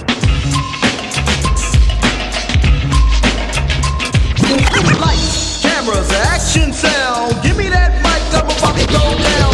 Thinking of a master plan. Yeah.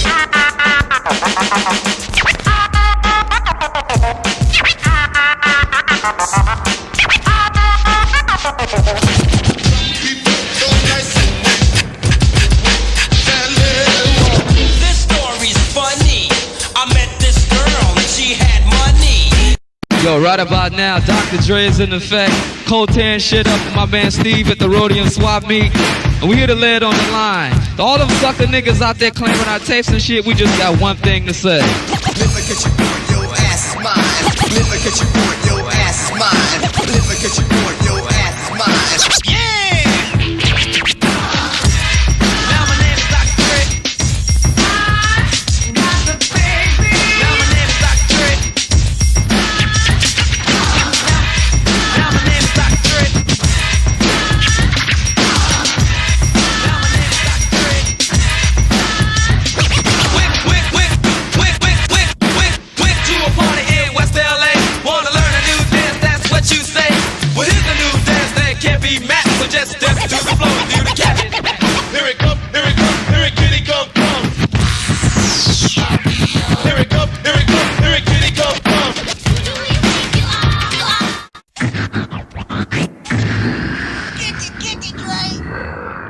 Just do 1 2 1 2. Right about now, Eazy-E and Dr. Dre's in the motherfucking house. Times are getting crazy, it's really hard to choose it. The Rodium's a spot to get funky, fresh music. Easy motherfucking E and my homeboy Dr. Dre. MC Ren is in effect, and you know we don't play.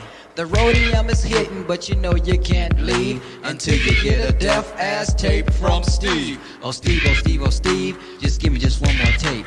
Oh Steve, oh Steve, oh Steve, just give me just one more tape. Oh Steve, oh Steve, oh Steve, just give me just one more tape. Oh Steve, oh Steve, oh Steve, just give me just one more tape. Yeah, man, I came all the way down to the Rodium swap meet, man, to pick up one of the NWA tapes, man. And I talked to homeboy Steve down there, man, and he said I'm fresh out of tapes, man. How the fuck you fresh out of tapes, man? He said cause they selling like hotcakes and shit, man. Got my man going down. Hey, Mom, what's for dinner? Man, like the NWA and Eazy-E music hit the Roadium swap meet mixtapes first. Like when we dropped our records, man, it was like, it was cool putting your records out, but even though people knew who Dre was and I was and Cube and Yella before, they didn't really know who Eazy was. But not until, you know, Boys in the Hood and some of that, you know, Fat Girl and LA is the Place, that stuff hit the mixtapes, man. That's what kind of put it out there for people to know, like, what is this Eazy-E and what is this NWA thing? So I think it was like a big, big push. The Rodium swap meet mixtapes had a huge impact on hip-hop and the hip-hop culture because it was different. And, you know, wasn't nobody doing it like that. You know, you had New York, they was doing mixtapes, but, you know, you had NWA who was saying whatever the fuck they wanted to say. Motherfuckers wasn't doing that shit, speaking how they wanted to speak, you know, and what that did was open up a lane for what they call gangster rap today and the hip-hop culture. And it really opened up lanes for you know, pretty much for the West Coast gangster shit to get out. And nobody else was doing that, and it was just different. And people were scared to say what they wanted to say. And you know, that buzz came from Steve at the Rodium swap meet, you know, working with Dre and Eazy and created a whole plethora of good music and created a lot of lanes and opened up a lot of lanes for artists like myself to be able to come out. You know, I'm part of the tree. I'm a branch on the tree that Dre and Eazy started. You know, and then on my branch you got Snoop, the Dog Pound, 50 Cent, Eminem, and all of those guys. You know, that's all on my branch, the Chronic. And that's what it created, man. Welcome back, everybody, to Rodium Radio, episode 86. You're back now at the Golden Shower Hour with the podcast that slaps you across your fat ass with a fat ass dick. So before I introduce my special guest, once again, Freaky Tales podcast goes live next Friday at 7 p.m. Pacific Standard Time, 7 p.m. So make sure you subscribe to the podcast, Freaky Tales podcast on YouTube, and make sure you follow us on IG for all future announcements, flyers, guests, whatever. And once again, I'm still promoting this. This is what we're going to be slating everybody in when we start doing interviews We're going to have everybody on this Chicano rap documentary, and everybody that gave $50 or more, we're going to enter your name, if you will, into a bowl, like a raffle type of deal, and we're going to go ahead and pick out a winner, and after it's the documentary is finished, we're going to give that away to somebody who donated for free. We're not going to charge anybody, whatnot. So other than that, without further ado, please allow me to introduce my special guest, my long-time waiting friend. I should have been here a long time ago, but you know what? We finally made it work. Namek. What up, what up, what up? He's in the motherfucking building. How you doing, brother? I'm doing good, man. How are you? You good? Yeah, man. You know what? Me, today, I woke up, told my son, let's go get some breakfast. We went to a place called Corner Bakery. We got some oatmeal, and then we started running the beach. We started doing a cardio, you know. Okay. I don't ever want to slack, even though our fucking gym is closed. You know, I like to stay in shape, but I think I fucking tweaked my knee, man. And I'm walking around almost like feeling like fucking Frankenstein or some shit, dude. Yeah, but it'll running on better. the sand, bro. Running on the sand is no joke. I know. Other than that, man, I know it's Wednesday, but how was your weekend, man? What did you do this weekend? This weekend was pretty interesting, man. I know there's not a lot of shows going on right now, but we were still able to make something happen in the city of Riverside. Rocked a little car show out there with Boulevard's Finest. Shout out Boulevard's Finest. We made it happen out there. Good little family gathering out there, man. So that was fun. That was on Saturday. Sunday in the lab all day, knocking out custom songs. I'm really a lab rat at the end of the day, man. Right. Especially during this time. And you know what? I'm glad to hear that because again, I've shared this on previous episodes where people, rappers, have told me, you know what? I'm not really even trying to write. There's no shows, so I'm just waiting for this to pass on. You know, we don't know how long this is gonna last. Yeah, man. For real. So we got to learn some type of new hustle. You know, exactly.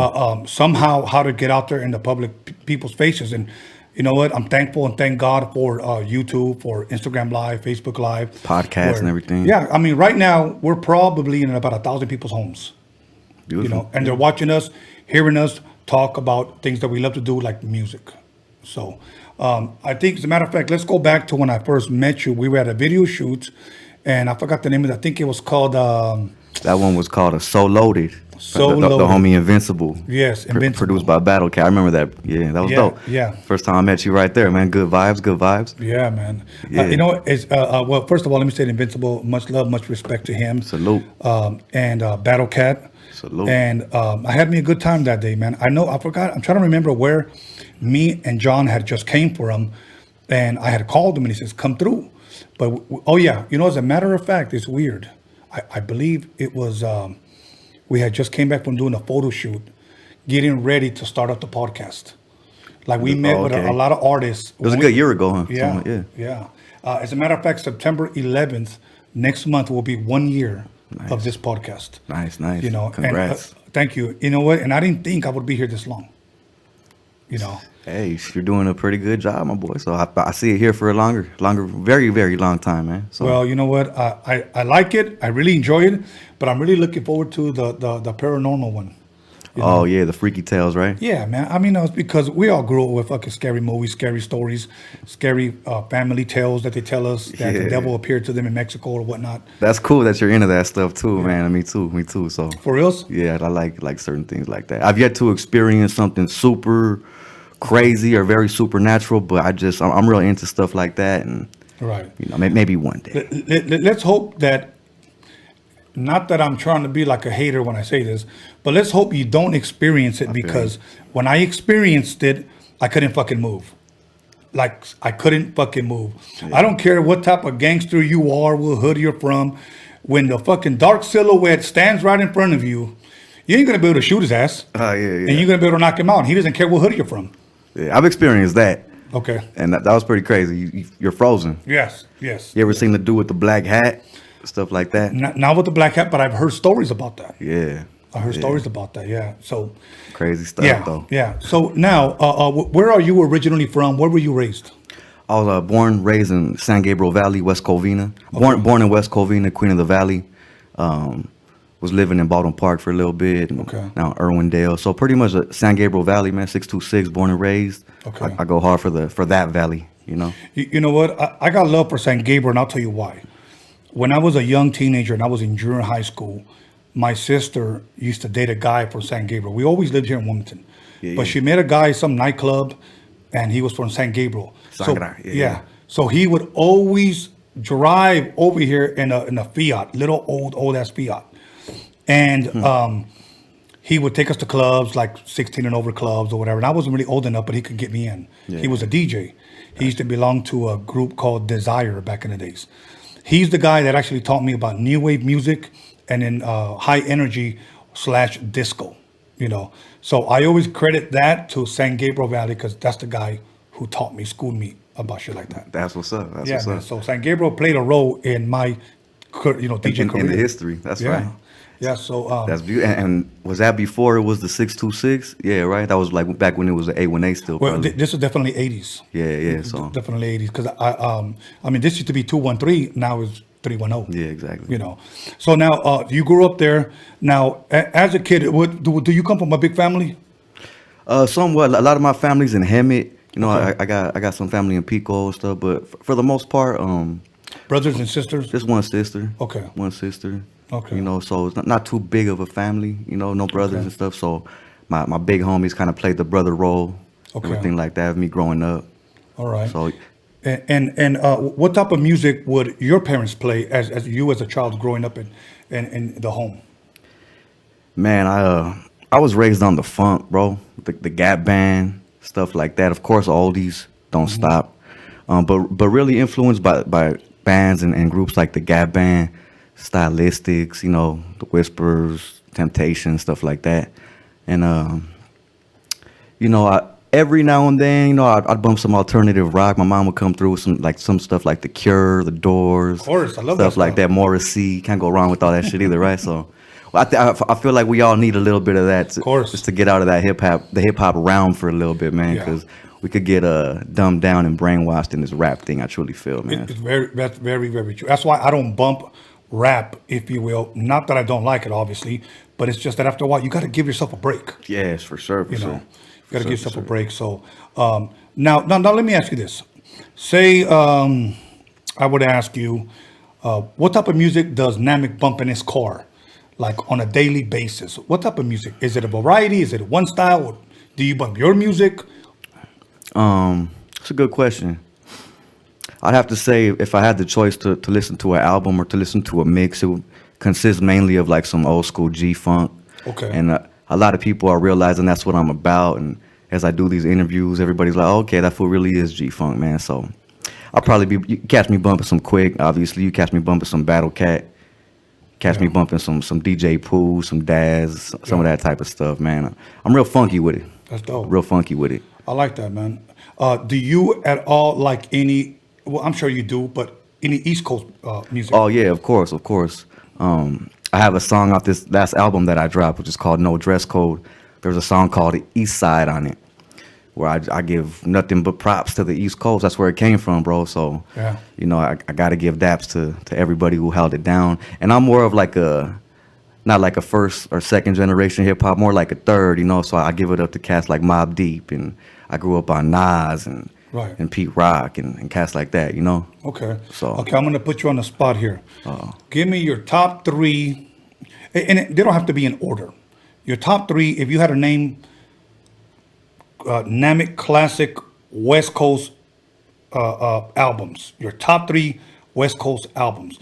If you had to be locked up in a week in a room and they said you only got 3 CDs, pick 3. Who would you from the West Coast? It'll probably be DJ Quick, Balance and Options, Dog Pound, Dog Food, and maybe just to keep it a little more lyrical, maybe like a Raz Kaz, like a Soul on Ice or something like that, you know? Wow. Just to keep it a little more lyrical, because I'm a hip-hop head at the end of the day. Right. So shout out to Pac and, you know, and Snoops and the NWAs and all that, but like I said, I'm more G-Funk than anything, bro. You know, I really love the the G-Funk sound, man. That real G-Funk sound, you know? Okay. Yeah. Mine would probably be, and it'll probably... Yeah, let me know yours. Would probably be the first Chronic album. Okay. Can't go wrong. Second would be the first Cypress Hill album. Mm. And then my third will be the Ghetto Boys, My Mind is Playing Tricks on Me. Now, I don't know if that's cheating because that's not really West Texas. Coast. Yeah. Texas. So I'd probably say DJ Quick, Safe and Sound album. That's beautiful too. So now let's go to the East Coast. Your top three, doesn't matter what year. Top three, you got to be locked up for 1 week. You got 3 albums you got to pick. Man, just because it brings back a lot of memories when I was in placement and I was able to keep CDs by my side in placement camp, and you know, growing up, it really influenced me. Would probably have to be Talib Kweli's Reflection Eternal, Slum Village, fantastic. You know, shout out to Slum Village, man, very underrated. I just like their style. You know, rest in peace, Jay Dilla. And for a third one, you ever heard of The Last Emperor? No. Nah, he was from Raucous Records back in the day. He did a lot of things with Raucous, and he was actually signed to Dre right before Dre signed Eminem. I'm like I said, man, these albums might not be known by a lot of cats, but I would have to say The Last Emperor, man, Legend of Bigfoot, which is a very underground album. Last Emp is from Philly, but not a lot of people know about him, but those would be my 3 right there. Well, I'm good at your saying these because now it's going to cause people to go look them up. Yeah, exactly. Big up to The Last Amp, man. Yeah. So mine would probably be Boogie Down Productions, KRS-One, Scholar Rock, the album By All Means Necessary. Okay. One of my favorite ones in the 80s, man. Fuck. Me and my homeboy used to ride in his Suzuki Samurai, and I had the cassette from a record store called Music Plus. Then I'd probably say the first Eric B. Rakim album, the first one. As soon as I heard I Came in the Door, I said it before, I was hooked. Yeah, that's what's up. And I'd probably have to say the first Biggie album. I love Biggie, so. Biggie's a shit, yeah. man. I loved him so much, I had to go to his house where he grew up at, where he lived. I went to his neighborhood, I went to his mural, I went to the corner where you could look up on YouTube where he's rapping. The freestyle? I was right there. Right there? Yeah. So. Yeah, see, it's hard when you ask the question of 3 albums, or you want someone to give you the answer 3 albums. It's like, man, there's so many albums out there. You can't just choose 3. I know. But if I had to twist your arm, yeah. So now, for people that might have grown up around your area or might have lived there and now live in a different state, what middle school or what elementary, middle school, and high school did you go to? Because a lot of times, a lot of people like to hear this thing. They're like, wow, I went to that same school. Yeah, for sure. Elementary school, I went to Manzanita in the city of Covina. My junior high was Las Palmas Middle School. Lots of crazy memories right there, also in the city of Covina. And I went to a bunch of different high schools, man. I know like a lot of other juvenile delinquents out there, man. But Northview, Covina, Fair Valley, Boys Republic of Monrovia, a little bit of juvenile hall time and all that dumb stuff. But I graduated from Boys Republic of Monrovia, and that actually taught me a lot right there. You know, this was kind of like a probation school. Okay. Met a lot of good people, met some counselors right there, and kind of changed my mind state a little bit on things. You know, so shout out to Michelle and all the counselors right there at Boys Republic. Much love. Dope. Yeah. So now, growing up, you play any sports? Yeah, I did some baseball, basketball. Okay. It was cool. I was pretty good until I met Mary Jane, bro. You know, until probably I was around 13, 14 when I really started getting heavy and smoking. And, you know, I hate to say it, man, but, you know, I found hip hop. I found hip hop, and it kind of I said, peace out to sports, picked up the pen and the pad, and it took over my life at that age. No, you know what? It's true, and I'm glad you shared, and I'll tell you why. It reminds me of when, I don't know if you ever saw, and if you haven't seen it, the Quincy Jones documentary on Netflix. Not yet. It's an incredible documentary. Mm-hmm. I don't recommend too many documentaries, but the Quincy Jones documentary is an incredible documentary. He said, I think he was 11 or 12 years old, living in Chicago, and he was just walking around, okay? And he ended up finding a warehouse. He said, a warehouse that I had no business going in. I walk in, and keep in mind, up to this point, he wasn't doing no music. This is what he said. He goes, I walk into this warehouse and I find a piano. Dope. He said, and that changed my entire life. That's dope. Now, what happened? Did he play him or whatever? He didn't share. Of course, I would like to interview him and ask him, because who doesn't like Quincy Jones? But he said that point changed his life. Like when you said, when you found hip hop, changed your life. I was 11 years old. I go to a club. I see how my brother controlled the people by DJing. It changed my life. At 11 years old, I already knew what I wanted to do. I went from popping, breaking, DJing, producing, directing, and now podcasting. But it all involves with music. Exactly. So I always tell people, if you're gonna rap. Also get into producing. If you can get into engineering, cool. The less that you can need people, you're always gonna need a good team. That's how you're gonna win. It's a good team. Yeah, for sure. Okay, but the less that you can use them and try to get as much as done on your own, because for years I didn't bother getting into engineering. I always had to wait for my engineer. I always had to wait for my musician to come. I always had to wait for my percussionist to come. Yeah. After a while, you're like, fuck, I feel you, bro. I know. So yeah, man. The more you're able to bring to the table, the more of an asset you are. Like the better it is in general. So. I've sat in the studio with Quick, okay? I've been knowing Quick since he's been 19 years old. Yeah. Might have met him when he was 18. But I've been knowing him, and I've seen him start a beat from scratch with the kick, the snare, the hat, the crash, the open hat, and then, programming on the SP1200, start playing the bass line, start playing the keys, start playing the strings, and then even start writing to it, and built a song from the ground up, okay? That's dope. And I think to myself, wow, I'm the opposite. And he's engineering, tweaking every sound or whatever. I have to wait for my musician. I have to wait for my percussion because I didn't teach myself that. Yeah. So I encourage you and I encourage other people that are doing it. Try to, like you said, the more that you bring to the table, the better. Yeah, exactly. You'll go a lot farther. So now, you played sports.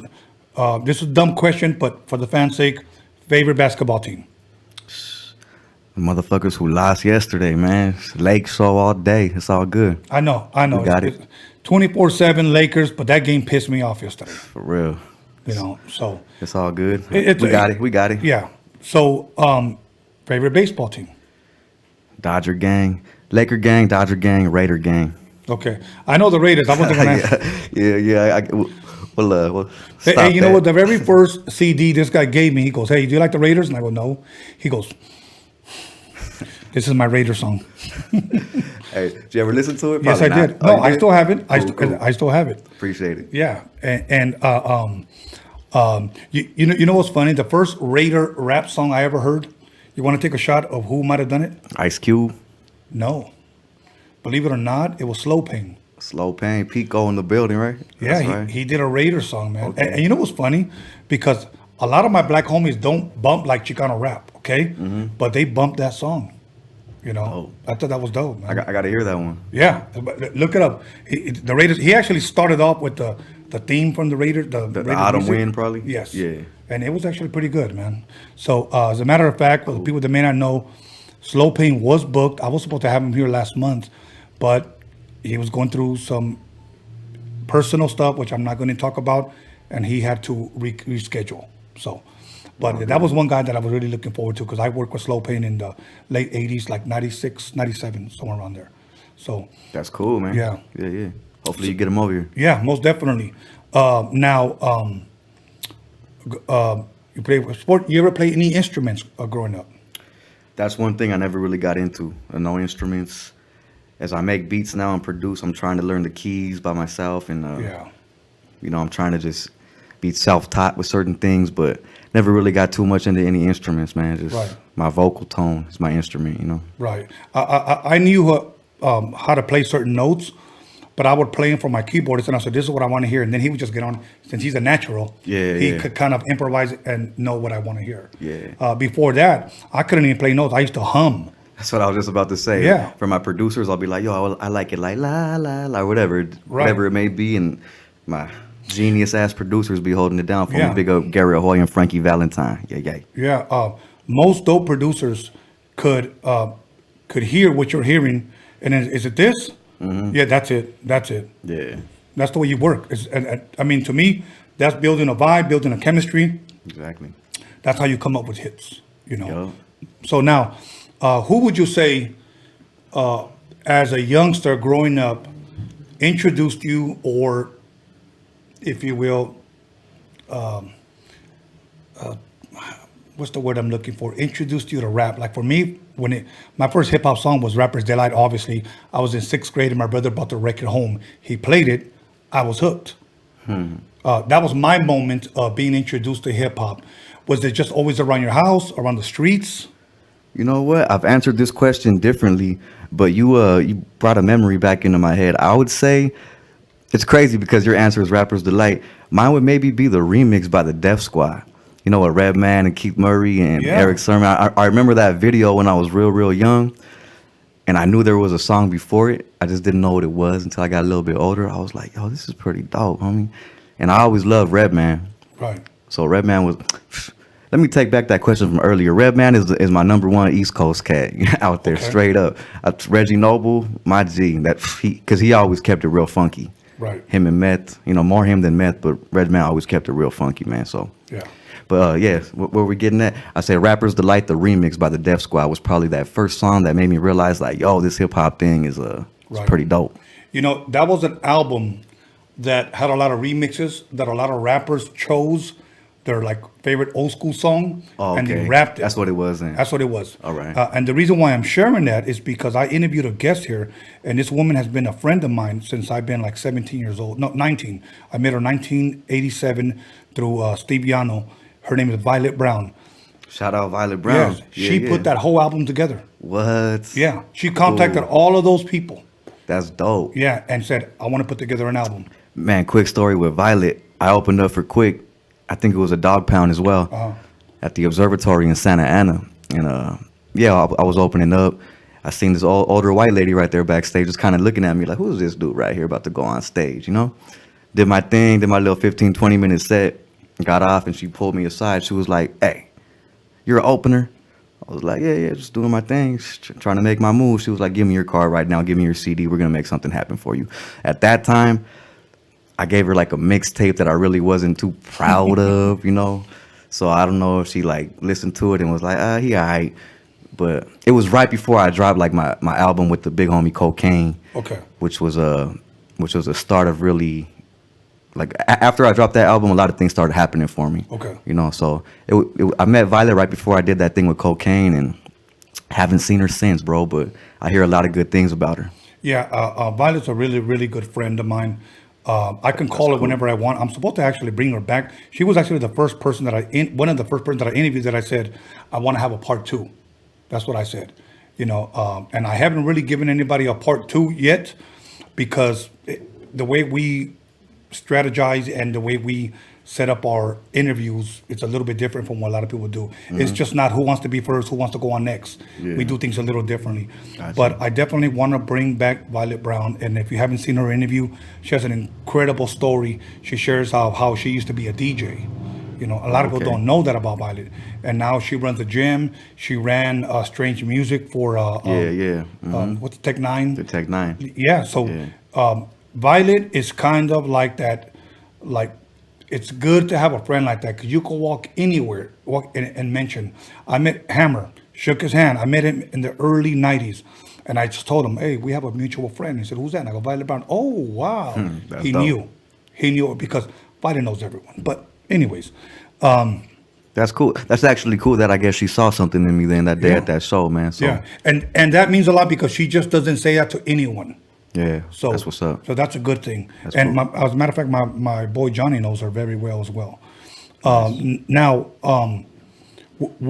at what point in your life, at what age, did you actually start taking it serious, or maybe not so serious, but actually start writing?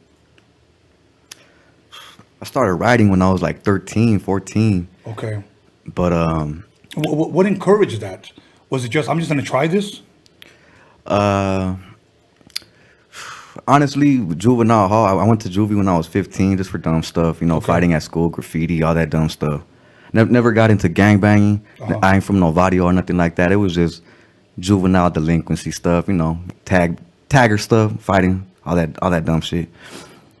But once I was in juvie, I just realized, like, you're in there for a long time inside of a little box. I mean, I was already introduced to hip hop and really involved in the culture, I feel like, already because of the graph scene and everything. So it was just a matter of time before I was going to pick up the pen anyway. So when I'm in there ain't nothing else to do anyway. Sounds kind of cliche because I know a lot of cats in jail, they pick up the pen and start writing and stuff like that, or get into artwork and stuff. But that's really when I felt like, yo, I think I got some bars. I think I might be able to do something with this. Got out, went to a different high school and just kept writing, didn't stop. And actually, come to find out, once I went to this different high school, which was Covina High School in Covina, my homeboy, D-Cap, he had a little studio right across the street. Found out through a mutual friend, so I was like, yo, this is it. That's all I needed right here, dog. Right. I just needed a little recording spot, and that's kind of where it started when I was like 15, 16 years old. Okay. Yeah. And at the time when you recorded with him, did you guys start recording right away or not really? Yeah, right away. And it wasn't like a professional lab or anything, but Right. it was back in like the early or mid 2000s or something like that, So he had might have been like a 16-track, 8-track or 16-track like that, Okay. So something like that with some eggshell padding or whatever. And Hey, you know what? It's a start. It's a start. It's a start. Exactly. Yeah, I mean, because we've all been through those days. Now, when you started recording and you started rapping, was that your first time that you actually heard yourself trying to rap on beat? Because there's a lot of, this is why I say this, there's a lot of rappers that I've seen just going through high school, like busting freestyles, okay? Mm-hmm. Then when it was time to record them, they could not stay on beat. Yeah. Did you experience a lot of that? Yeah, for sure. Luckily for me, though, when I was like 14, I used to have one of them little handheld recorders, the tape cassette recorders. Okay. So I used to record myself on certain different mixtape beats and stuff. So I was already kind of getting the hang of it before I actually hit the microphone. You know, Okay. I had one of them little handheld things and used to always listen to myself, man. Like I was really, really deep into it at a young age, to be real. Okay. Now, when you would play back your voice and your lyrics, did you like what you heard? At first I did. And then I started listening to other people rapping, like older homies. Yeah. And realized that I wasn't as good as them, So I had to step my game up a little bit. And that's when I started writing more and learn the bar structure, actually. Because a lot of people write, but they don't know how to count bars. That's the truth. Yeah, I didn't know how to count bars till I was like 16, 17. Not even saying that's old or anything, but I learned my bar structure when I was around 17 years old, and that changed the game for me. Because then because of that, I was able to learn song structure and hooks and everything like that, So. And I'm glad you said that because I saw an interview years ago by Eminem, okay? Mm-hmm. And he said when I first rapped for Dre, that Dre just sat back and he listened to me. He goes, he played me like a 3-minute beat and I rapped all the way from the beginning to the end. He said, okay, I heard you rap, you can rap, but you're not going to be a rapper. I need to teach you how to be an artist. That's right. Make a song. Make a song. So we're going to go ahead and press pause right there. We're going to take a 10-minute break. We're going to go outside, chill out for a little bit. Sounds good. And we're going to come right back. So welcome back, everybody. And make sure you guys come back. Make sure you call somebody, text somebody, slap the shit out of somebody, and let them know that Namek's in the motherfucking building, and we'll be back. See you soon.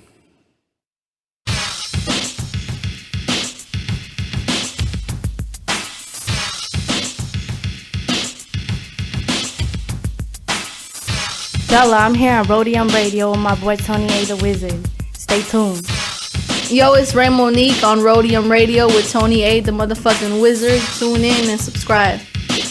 What's going on, everybody? This is Big Rich G here at Rodium Radio with Tony A. You guys got to check this out, man. Don't miss out. Tune in. It's your boy Producer A here at Rodium Radio. It's your boy Tony A. Make sure y'all subscribe every Sunday, Wednesday, 7 p.m. with the dopest podcast popping in the motherfucking West Coast. Make sure y'all subscribe. Peace. Yeah, this is Pablito here at Rodium Radio. I'm here with Tony A. the Wizard. Tune in.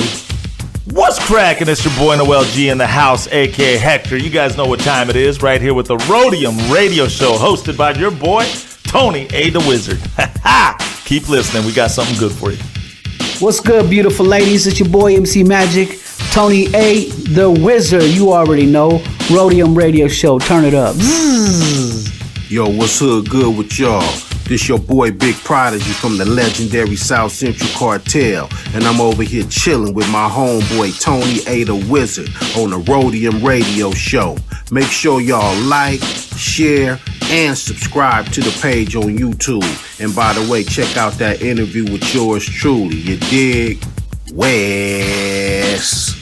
What's up, guys? This is Mayito. You're watching Rodium Radio with Tony A the Wizard.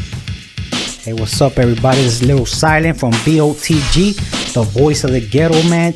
Tune in every Sunday and Wednesday to Rodium Radio. You already know, hosted by the legend himself, Tony A the Wizard, man. Just don't miss out, man. That should be active out here.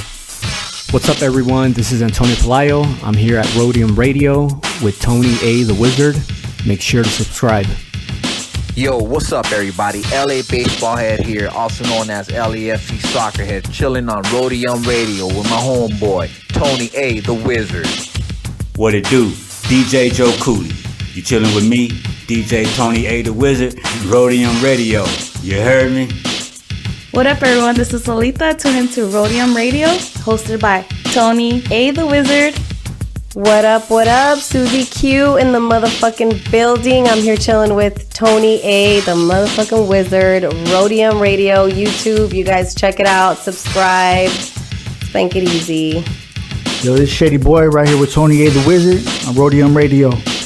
What's poppin' with it, family? It's your boy Joke Slugs Life, and you are now tuned in to Rodium Radio with the one and only Tony A the motherfucking Wizard. That's right, love life, y'all. This your boy Weeto Trees, Rodium Radio in the house, Tony A the Wizard, what's up? What's up, this is your boy Panther on Rodium Radio. Tune in with your boy Tony A the Wizard, and make sure you hit that subscribe button. Yeah. This is Murray Brumfield, aka Mexicali Slim, Familia Records, and you rolling with Rodium Radio with Tony A. Yo, what up, it's your boy DJ Kazam. We're right here live, Rodium Radio with my boy Tony A the Wizard. That's what's up. Ooh. What's up, you guys? It's your girl Mariah Avila. I'm here on Rodium Radio with Tony the Wizard. Please subscribe, like, and comment. Yo, it's cracking. It's your homeboy, Mr. Motherfucking Junebug. And you just tuned in to Rodium Radio with Tony A the motherfucking Wizard. And don't forget, subscribe to the channel. You know. Cuvole Raza, it's your homeboy Hypnotic right here in Rodium Radio with Tony A the Wizard. Make sure you subscribe, like, and do all that. Don't forget to comment. Much love. Yo, this is Grincho Brown on Rodium Radio with Tony A the Wizard. Keeping this shit popping, all West Coast, all love. Shout out to my Raza, we getting it. Hey, look, this is Chunks, the San Diego All-Star, and you are now tuned in to Rodium Radio right here with Tony A the Wizard. Tap in. Oh man, we right here live on the Rodium Radio with the homie Tony A, Royalty, Low Profile Records. Oh man. What's up, it's your girl Carolyn Rodriguez here at Rodium Radio. Make sure you tune in every Wednesday and Sunday to Tony A the Wizard. What's up, y'all? This is DJ Tony G. You're listening to Rodium Radio with the homeboy Tony A the Wizard. Rodium Radio. Yo, what's cracking? It's 2Max of Mexican descent, visionary shapeshifters, Good Life Project Blowed, LA Underground Hip Hop. You're tuned in to Rodium Radio with Tony A the Wizard on Wednesdays and Sundays. LA Hip Hop will save the world. Ooh, ooh. All right, what up? It's your boy King Cash right here at Rodium Radio with the homie Tony A the Wizard. Make sure you guys subscribe. Yo, what up? It's your boy Trouble P here at Rodium Radio with your boy Tony A the Wizard. Make sure y'all subscribe and tune in, West Coast. Hey, what's the deal? It's Big Yellow Hood Low tapped into that Rodium Radio with Tony A, not the motherfucking magician, but the wizard. You know it's the low. Yeah. Yo, call somebody, text somebody, slap the shit out of somebody. Let them know that Rodium Radio is live up in this biatch.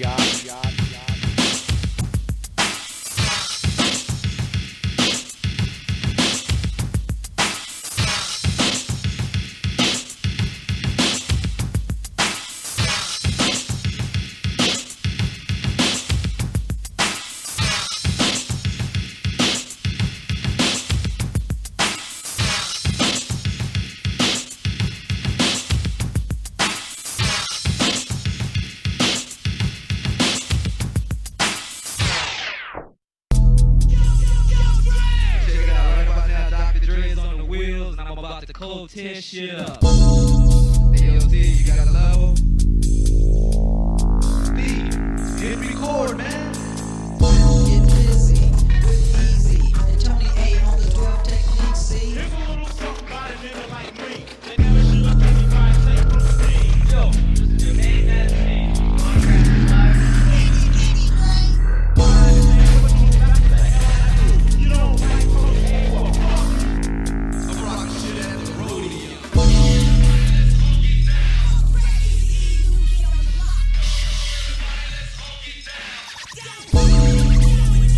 Let's do 1, 2, 1, 2. Right about now, you see the motherfucking drop that baby.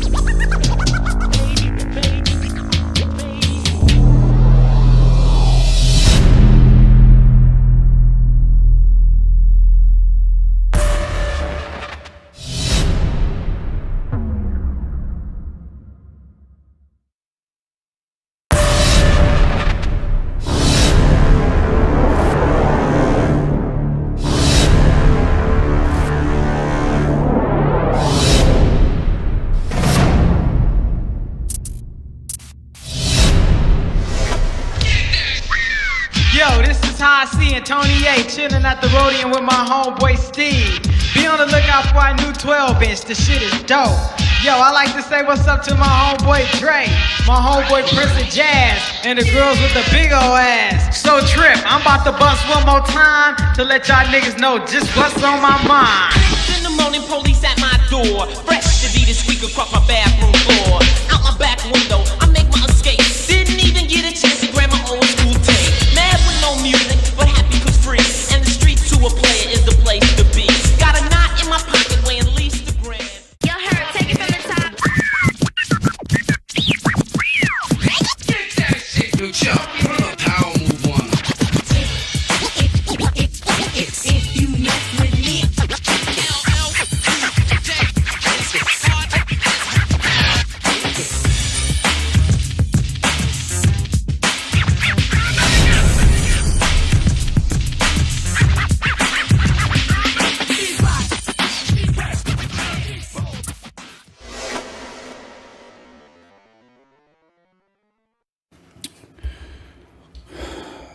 When Rodium Radio's popping, the panties are dropping. You're back now at the Golden Shower Hour, and this is Tony A. the Wizard with the podcast that slaps across your fat ass with a fat dick. So we're not going to waste any more time. We're going to go ahead and jump butt naked right back into it. So, Namek, What up, OG? how you doing? Doing good, doing good. Keeping it rocking. Yes, sir. So now, you have a little recorder. You start recording yourself. You like what you're hearing. You hear other rappers that are older cats. You just got to step up your game. Hook up with your boy. And now you guys are recording. Yeah. What were you rapping to at the time? Instrumental beats? Yeah, it was a lot of mixtape, like a lot of underground mixtape stuff. Okay. Maybe some like my homie was real into like that necro type of sound. So I was just taking what I could get at the time, you know. Okay. Not to say necro's a artist that I never listened to, but just really wasn't my style or whatever. But shit, I was really at that time I was 16 years old. Right. Just fresh out of a little placement camp, all that dumb shit, and I just was taking what I could get, man. So Right. it was more on some like East Coast underground type of instrumentals that I was rocking on though at that time. Did you ever consider yourself maybe a freestylist? Did you ever try that? Do you do that? Yeah. But I feel like if you consider yourself like a MC, Right. then you should at least try to take up some freestyling. You know, at least know how to control yourself or hold yourself down in a cipher. You know. Right. You know what? I'm glad you said that, and I'll tell you why. When the NWA movie first came out, I met this young kid that was a rapper. He was 18 years old. And he said, I just started listening to NWA. And I said, yeah? You're like who do you like? And he said, I like Mac Ren. Mac Ren? That's what he said. He said, I like, keep in mind, he's 18 years old. Oh, okay. Like MC Ren, Mac Ren. Yeah. And I said, Mac Ren. I said, well, why do you call him Mac Ren? And then he said, oh, that's his name. And then I said, spell Mac. And he put MC. And I said, do you know what MC stands for? And he said, well, Mac. And I said, that's when I took it upon myself, okay, let me not necessarily try to belittle him, but let me try to educate him a little bit. Put him up on some game. Yeah, so I said, no, it's MC. It's an abbreviation for something else. Yeah. And he said, what's that? And I said, well, Masters of Ceremony. Do you know what that is? And he said, no. So I went a step further. But a lot of these cats today, younger cats, they don't know this. Yeah. So that's why he called them Macren or whatever. Yeah. You know, but it's up to us to not necessarily to belittle them, but to educate them. But when a lot of these, not a lot, but when a lot of these young kids don't want to be taught anything, I don't waste my time. Yeah. I don't waste my time. It's messed up though, because it kind of just goes out the door and people forget. Yeah. But yeah.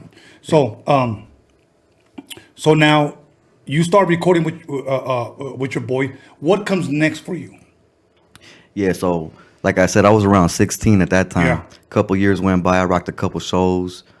Those were good times though, because I was like 16, 17. Now, when you say you rocked a couple of shows, like what did you rock them to? Which you had recorded there? No, yeah, exactly. I did a couple shows just off of mixtape stuff that I had. It was cool because I actually rocked with like my first show ever was at the Alexandria Hotel, opening up for Funk Dubious, and I was like 16. Really? Yeah, and Now, how did you get that show? from the homie who was recording me. He was a few years older than me, and he was already in the game for a little bit, and I think he knew the promoter right there at the Alexandria or something like that, and I was able to sneak my ass up in there, rock my set, and pretty much got kicked out by security. After I was done performing, they grabbed me off stage like, you ain't old enough to be in here, homie. Kicked my ass out, but Yeah. at least I was able to open up for Funk Dubious at 16 years old, right? So Right. that was pretty cool. That was Okay. pretty cool. Now, that was your first show, would you say? Yeah, that was my first live show. Okay, Yeah. now, how did you feel, man? Were you nervous at all? Were you scared, or were you just like, let's do this? Nah, I was nervous. Really? Yeah, because I was the youngest one in the spot, obviously, and opening up for Funk Dubious. I had been listening to them for a few years at that time, and it was just, it was real nerve wracking, man. I was 16, simple as that. But I got used to it after a while. Yeah. Okay, now let me ask you this. Since I'm not an MC, I'm asking for people that may not know what an MC goes through before they go up on stage. Oh, yeah. Okay. What goes through your mind? I don't want to get booed. I hope I don't forget my lyrics. Are they going to like me?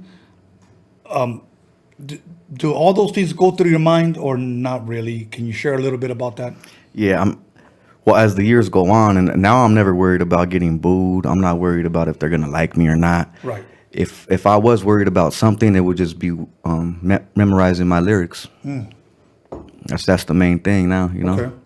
But that really ain't no thing. It comes second nature now. Okay. Like, yeah, I got it on lock, and I'm the type of, and I consider myself an MC at the end of the day, So I prefer to rock live sets like without my lyrics in the background and stuff, unless we're talking about my choruses and shit, you know. So I always have that MC gene, I got the MC gene embedded in me, so that's what I rock with. That's dope, man, because like me DJing, I can go up on the turntables and just start rocking shit. Like, yeah, you dope, my G, hell yeah. I don't give a fuck who's there, who thinks he's dope or whatever. Like, I don't care. I gotten to the point where I'm thankful that I got so good at one point that I truly believe that I could have kept up with anyone. And I don't mean by saying I was better or I can beat. I don't mean that. I mean, like, I can just keep up. I can hold my own. Yeah, That's right. pretty much what I'm saying. That's what's up. That's what's up. Is there any MCs out there right now that maybe I'm using the wrong word, but like intimidate you? Like, oh shit, that guy. Well, you have to believe in yourself, right? Of course. So like, I'm down to go heads up with anyone when it comes down to this rap thing. But hey, shit, there was times when I was like at Power 106 or 92.3, and actually I was at 92.3 at the J. Crew show a few months back, and there was some cat right there named Harry Mack. You ever heard of Harry Mack? No.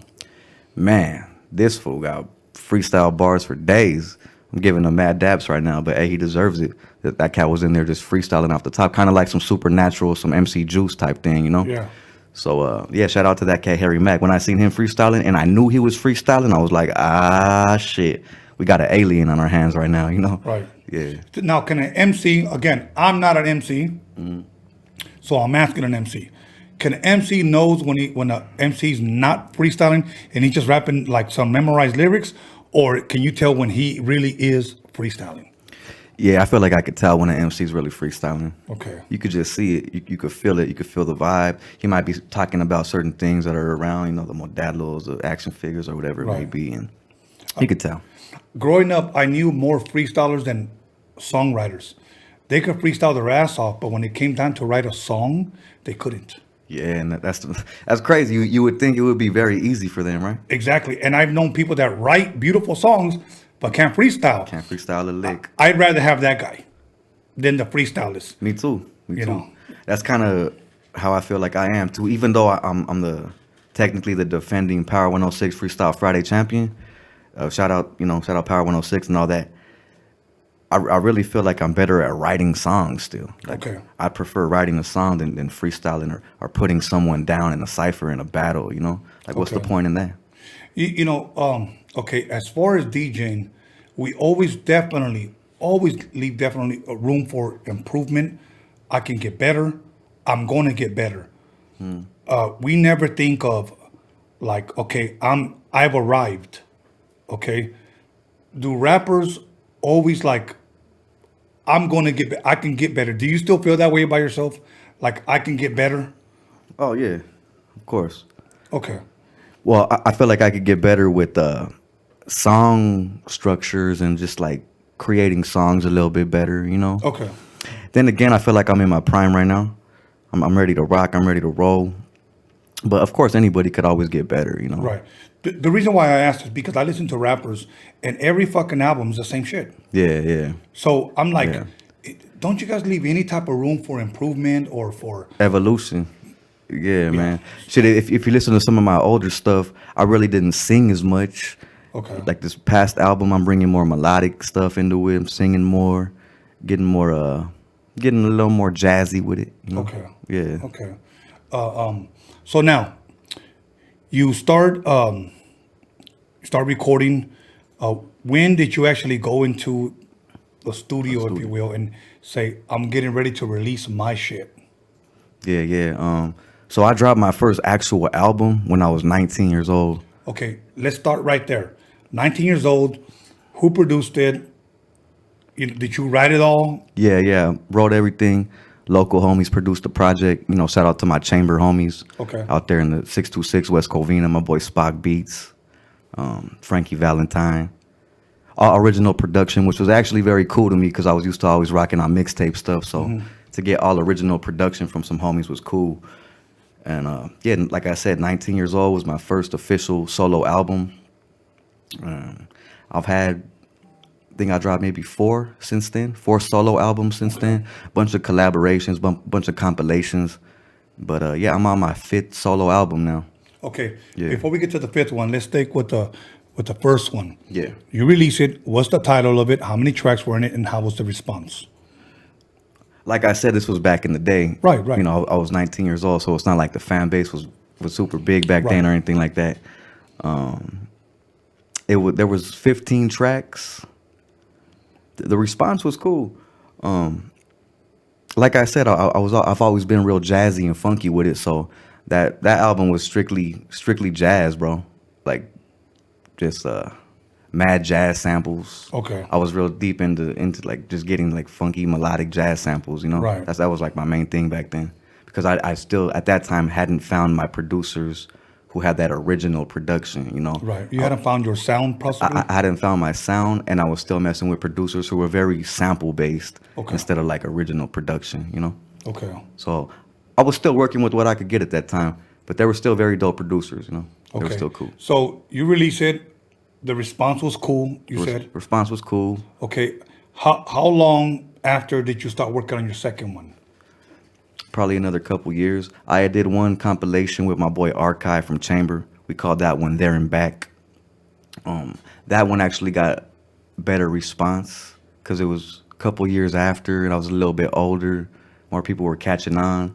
And at that time I had already I had linked up with Underground Vet, Abstract Rude. Not sure if you ever heard of Ab Rude, Freestyle Fellowship, Project Blow, all them. I started linking up with them and they were kind of bigging me up and promoting me and shit like that. So that was probably around 2011, 2012. Ever since then, man, ever since I met Abstract Rude and I started linking up with him, that's when I truly felt that that this artistry thing was where I needed to be, and I was right where I needed to be, pretty much. Okay. Yeah. Okay. So you did that your debut album at the age of 19. Yeah. Then you did a compilation. Did a compilation. And then you did your... I did a second solo, which ended up being on Abstract Rude's label. Okay. Which was Keep the Feel Entertainment.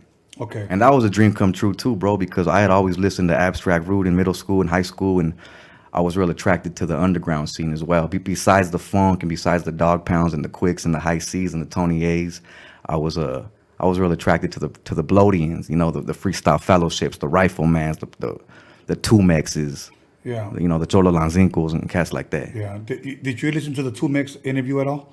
I hadn't got a chance to yet. When you get a chance, listen to it, man, because... Will do. Shout out Tumex, my big homie. Yeah, that one right there was... this is episode 86, okay? But there were a few that really... I enjoy every single one. I enjoy sitting across from a person and learning from the person. Right. You know, regardless of what history or who I work with or what I've done, that shit doesn't matter to me. It's me learning from the individual that I'm sitting with and learning from the individual, because you're never too old to learn. You know, I don't know it all. So I always want to keep learning. Okay. Mm-hmm. So to me, it's a joy to be able to sit down and talk to someone and learn from them. I don't care that he's younger than me. You know, you could say one thing that could change my thinking about whatever. Okay. Now I got you about to go check out The Last Emperor, right? Hey, yeah. That was one thing right there. There you go. Dope MC right there. And when I sat with 2Mix, like, I learned a lot from that guy, man. Like, I really learned a lot. Yeah, I sat with Tony G right here. Oh, yeah. Shout out Tony G. You know, I learned so much. I was asking a question that I wanted to know, okay? That's right. Joe Cooley, my superhero. You know? That's right. And I could keep going on, but there's some certain interviews that really like stand out to me and that I learned so much from. That's dope. You know, so and I hope that the fans that watch Rodium Radio actually learn from my guest as well, because there's been people that have come here. I posted up the flyers and people said, "Oh no, not that fucking lame, that fucking loser, that guy can't fucking rap, that guy this." Then he comes and sits down, shares his struggles, shares his story, and how he's trying to make it.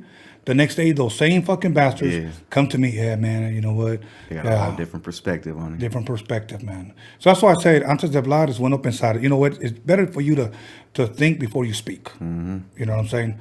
So, Facts. Yes. So other than that, so now you're working on your third album. At what point in time did you actually meet Cocaine? Okay, yeah. So the cocaine thing was cool, man. Big up Uncle Coca. I think that was probably 2015, 16. Okay. So getting a little bit later through the years. I actually had an interview, or actually he had an interview at the B-Side show. It's an internet radio station in the city of Covina as well. Matter of fact, I did that early 2019. Oh, okay, dope. Yeah. Hell yeah. The good people's right there, man. Yeah. It's fam right there. Shout out Rabbit, shout out Shay, everybody else right there involved. So yeah, Cocaine had an interview that same day. I don't live too far from there, so I just decided to pull up, see what would happen. Long story short, I'm in the parking lot ciphering with Cadillac Ron, rest in peace. I'm not sure if you ever heard of Cadillac Ron, but rest in peace to the OG. And man, Cocaine walks by, bro, and he just hears me spitting some raps, and he's like, "Ew." He's like, "Ew," cuz he's like, "I'm about to talk to you later." And he's like, "Let me go do this interview, then I'm gonna holler at you." I was like, "All right, cool, bro, dope." Did his interview, came back out, and was just like, "Hey, homie, I'm trying to fuck with you, man. You got bars. I want you to come to my video shoot tomorrow with the Dirty OGs in Griffith Park." So he invited me to a video shoot with Corrupt, Trey D, the Chiller, Compton's Most Wanted, Big Weasel Lope. And it was cool, man. Everything happened to work out cool that day, bro. I got my connections cracking, linked up with Gotti, linked up with Roscoe. And it was a very good day, bro. It was a great day, to say the least, you know? Yeah. Yeah, man. That's good. You know, when I first met Cocaine, he probably won't remember, it was the same day that I met Hutch, 187. 187, yeah. 1988, here in Torrance, California, Audio Achievements. Dre was producing Above the Law's first album. Ah, shit. That's some hip hop history for that ass right there. Man, and there I was. I was the only Mexican in there, and Steve Yano was the only Japanese guy in there. So, and I'm just in there learning. I like learning. I like learning, bro. I like reading. I like listening to people. Somebody one day told me, you know what, look, learn, make up your mind later, you know, once you hear people's conversation, you know, because I met some people that weren't even all there yet as far as like at their peak and already had their head this big. Yeah, You know, and I was like, okay, well, I'm gonna stay away from that guy. Yeah, for you sure. know, but I'll tell you a story at break. The guy I'm talking about. What ended up happening? He should have been larger than life. Damn. But something happened, and then I'll let you know after because I'm not going to put a person like that on blast. It's all good. So I respect that. But I met him there, so you know what? I was very fortunate and very blessed, and I'm humbled by the memories of getting to meet NWA when they first started, meeting Dre at the swap meet, meeting Jinx at the swap meet, meeting ECE at the swap meet, and then having all of them come to my house, rap on my mixtapes, multiple times coming over to my house, having lunch with them, Dre giving me a ride home from the studio, you know, and I never knew what they were going to ever become. Yeah. You know, Exactly. so when people say, you know, how was it with them working with those guys, you know, the mixtapes? You didn't even know.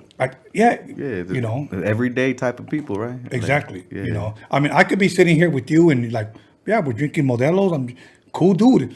And then maybe a year later, you could be the next billionaire. Hey, who knows? And they tell me, how was it? It was cool. We were drinking Modelos, just chilling. You know.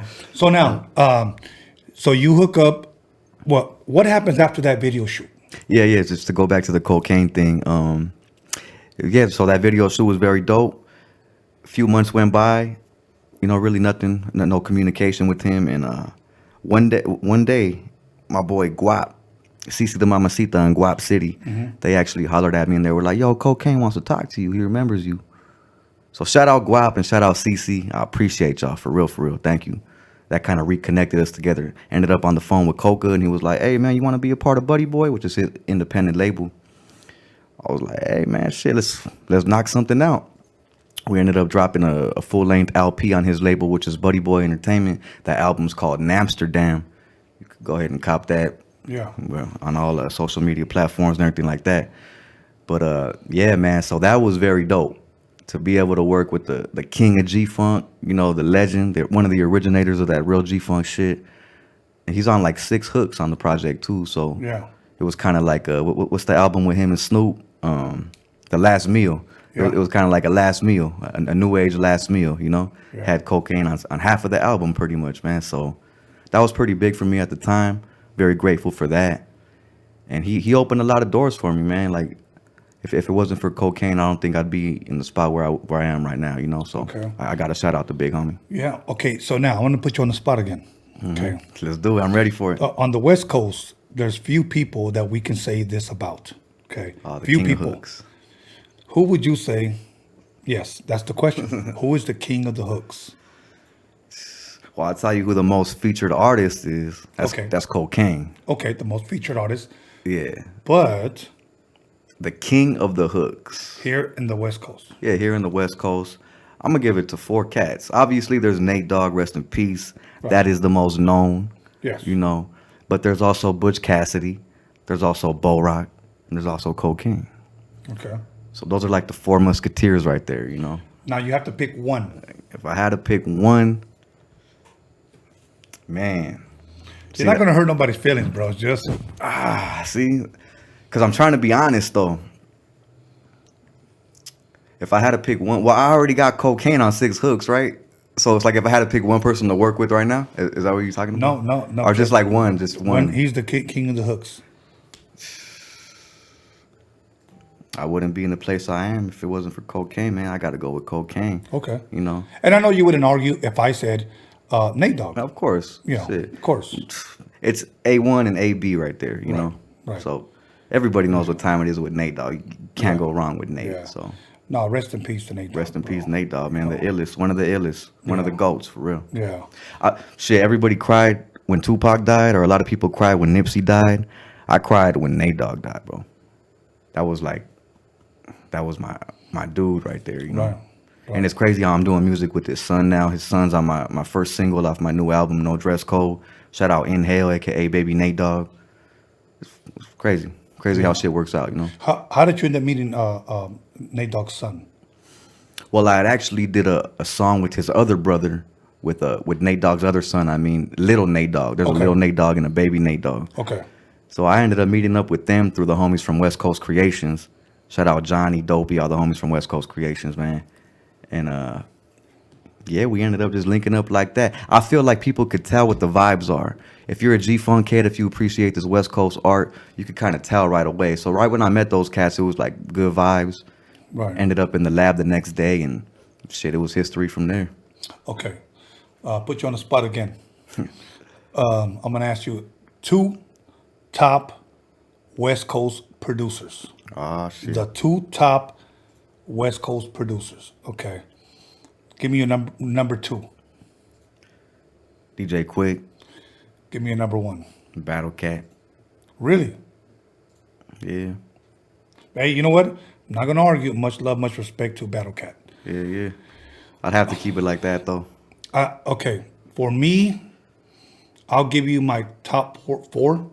If you want to give me other 2, it's cool. We can do that for sure. Okay. Let me start with my number 1. All right. My number 1 has to be Dr. Dre. Okay. And I do have to say, probably the best hip hop producer ever. My opinion. He's probably my number 3. Okay. It's Dr. Dre because I've seen him work. I've been to his apartment in Paramount. He's taught me how to sample. He showed me a lot, in a short amount of time. And we're talking about late 80s, And I always like to make sure that I tell people, I don't know the Dr. Dre of today, the billionaire Dre. Mm-hmm. I don't. I just knew him for that short amount of time from like 87 to 91. Yeah. Okay, that's the last conversation I actually had with him in person was when the Chronic album first dropped. And that was 91, right? Yeah, it was 91. Yeah. So for me, that was the last conversation. I haven't talked to him since then. So of course we try to get a hold of him for the documentary. Mm-hmm. And to be honest with you, we pretty much tried to get a hold of him for a whole year. We tried through his brother Warren G. We tried through Sir Jinx. We tried through Violet Brown. We tried through everybody, okay? Like, seriously, everybody. And he just wouldn't get back because the message kept getting cock-blocked by his secretary. So, to be quite honest with you, I don't even know if he ever even got one message. He probably didn't even get one. So, and same thing with Cube. Same thing, okay? So, but yeah, we had Warren G. We had Violet Brown. We had Lonzo, Arabian Prince, Sir Jinx, all in the documentary, all except him. Damn. So, to me, Dre would be number 1. Number 2, and now I would probably have to say DJ Quick. Okay, I seen the same thing. He taught me, he shared with me, he gave me all his sound, and he's younger than me. I don't care if a person's younger than me. If I can learn, I will learn. Yeah, okay. So. Third, obviously, and these 2 are not in order. I will have to say Sir Jinx. Okay, if you listen to all the body of work that he's done with Ice Cube, from No Vaseline, the number 1 disc record in the world. It is. Okay? It is. Produced by Sir Jinx. Okay? And I met him when he was 17 years old. My very first record that I ever did was Sir Jinx. Was Sir Jinx in 1987. I did some scratching for the owner of VIP Records, Calvin Anderson. He released it on a record label called Thin Line Records that came out of VIP. Then, of course, Battle Cat. Yeah. And that's pretty much where I'll stop, my top 4. So that's a solid 4 right there. Yeah, man. So you want to add any more? Well, like I said, probably Dre would be my 3rd. Okay. And well, you said Jinx, but man, I just have to rock with DJ Pooh. Okay, of course. Of course. I just, for some reason, it's just DJ Pooh, man. I love what he does. Dude, let me see. I know DJ Pooh. And I want to say I know. I'm not trying to say like I can call him up and we can have carne asada barbecues. But I know his body of work. From Toddy T to Mixmaster Spade to King T. Yeah, we're talking about all 80 shit. Yeah, word. Hell yeah. I mean, DJ Pooh is the shit, bro. So, and by the way, the writer of Friday. I don't care what anybody says, change my mind. Anyways. And of course, there's underground legends like DJ Fat Jack, who produced a lot of stuff for all the Project Blowcats, and he never gets a lot of recognition, man, but DJ Fat Jack's one of the illest, especially in this LA underground scene. So. Well, I'm glad you're mentioning these guys because a lot of these guys deserve the light. Yeah, for sure. There's people behind the scenes that are humble and modest, like I've been for years. And my son's the one that told me, Dad, you need to start speaking up. And you're one of the humblest, man. And I'm like, Mijo, I don't want to sound cocky. You're not. Just share what you've done. So that's why John's told me the same shit. So, anyways, brother. So now, talk about what can people expect from Namek going forward. Are you dropping anything this year? Anything new? Because I know you just dropped that single with Nate Dogg's son. Yeah. How was that doing? How was the response? That one's going pretty good right now. This album, or that single, is actually on this album called No Dress Code. Okay. Which just released on July 24th on Thump Records. Thump Records / Final Level Music, which is a Henji and Ice-T's thing, you know. Yeah. So shout out to Henji for picking me up. OG Henji, Rhyme Syndicate. He's actually managing me right now. He was in the building a while ago, but he had to take off. So big up Henji. And he actually introduced me, him and the homie Spider introduced me to this cat, Bill Walker from Thump Records. Yeah. So we actually we linked up together, and you know, this new album No Dress Code is on Thump Records now, man. So that's low key a dream come true, because you know, obviously, you know, growing up and always listening to Thump Records and the oldies and the mixtapes at the swap meets and everything like that is it's a pretty good feeling to just be fucking with them like that now. Okay. Yeah. Okay. Let me ask you this: today's music. And when I say today's music, the stuff that's being played, let's just narrow it down to a Power 106 and a K-Day. Okay. Mm-hmm. Do you, first of all, let me ask you, do you listen to radio? You said K-Day. I may listen to a little bit of K-Day here and there. Okay. Yeah. What about Power? Very rarely. Okay. But here and there, you know, just to keep my ears open and Right. just to stay up on tune with what these motherfuckers are listening to. I rarely, well, no, I don't even want to use the word rarely, because I listen to like KRS 101. Yeah, I probably listen to that more than I do Power, to be honest with you. Okay. I don't listen to Power no more. I don't listen to KD anymore. I'm very, very like, I wanted to say disappointed with today's music. I completely understand you, my boy. I already know. And where it's gone, because today it's not about, let me say it the way this guy said it. MC Magic, much love, much respect to MC Magic. He said, because I told him, if there's a youngster out there trying to rap right now, and he said, can you give me a pointer, or can you, lead me to the right direction? What should I do? He said this. He said, well, try to be independent. He said, because today's record labels are no longer looking for talent. Mm-hmm. I mean, think about that. They're no longer looking for talent. I've known people that have told me, how does she look? They're almost just worried about how does the person look. It's look first, talent second. Yeah. When before it was like, fuck what you look, that dude can rap. Yeah. Right. That's what it was. That's what hip hop was built on. Right. Okay. I mean, think about this. Prove me wrong. You look at, if you were a DJ in the 80s and hip hop was coming out, you usually got a 12-inch with no cover, as far as nobody's picture. Mm-hmm.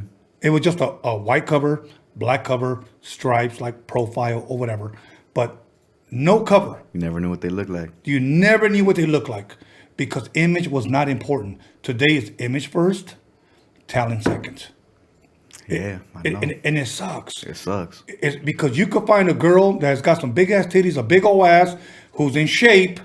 Damn, I could make her a star. Can she sing? Hell no. That bitch can't even speak English. But we'll get her somebody to teach her something. Mm-hmm. That's true, bro. That's the sad part. That's the sad part. And then there's a female out there who's not really that attractive, but can sing her ass off. Sing her ass off. So and then today, I know a lot of rappers that won't even rap anymore. They'll just rap off of their CD, their album. Yeah. And so times have changed, brother. Yes. I feel like I'm right in the middle of the mix too. Yeah. My age is, I'm not the oldest, I'm not the youngest, so I feel like I've seen it, and at the same time I'm seeing it. Right. I've seen the past, and I'm seeing the future right now, and I'm just like, God damn, like. Look, whatever, and I know you know this, so allow me to remind you, whatever money you make off of this, invest in something else, bro. Yeah. That way you could continue to do what you love, but the money keeps coming in somewhere else. Yeah, for sure, for damn sure. So, anyways, at this point in time, our time is ran out, my brother. Anything that I didn't ask you, or maybe you didn't answer, like, let's go back to, is there anything coming out this year? Yeah, for sure. So like I said, the new album out, No Dress Code, under Final Level Music, Thump Records. Once again, big up Henji. That album right there features Bo Rock of the Dove Shack, YBE, Sloan Bone of Mo Thugs. Yeah, plenty more too, man. Go ahead and cop that. As for the rest of the year, though, man, me and my homie Jimmy Lokes, we got this shit called the Raider Nation Blackout compilation. So we do that every year. This one's volume 3. We have a lot of heavy hitters on this one, man. We got Crooked Eye, we got Baldacci, we got Sloan of Compton's Most Wanted, we got the big homie Cocaine, and plenty more out there to name too, man. I can't think of everybody, but shout out to everybody who was a part of that. And that'll be coming out later on this year in September. Once again, Raider Nation Blackout. Looking forward to that shit. Once again, big up to my boy Jimmy Lokes. And it started out as a Raider Nation type thing, but it kind of evolved into like just quality music, quality hip hop. Really don't mention the Raiders too much on there because I know there's a lot of cats out there like yourself who's a Cowboys fan but appreciates good music. I see the helmet. It's all good. But I'm over here dropping Bruce Lee and Adam Bomb. So you feel me though? Yes, sir. So yeah, that's coming out soon. As far as everything else in the future, once again, I'm linked up with Henji now, Final Level Music, and I just feel like there's a lot of good stuff ahead of us, man. Even though this whole coronavirus is fucking the world up, yes, I don't believe all the hype.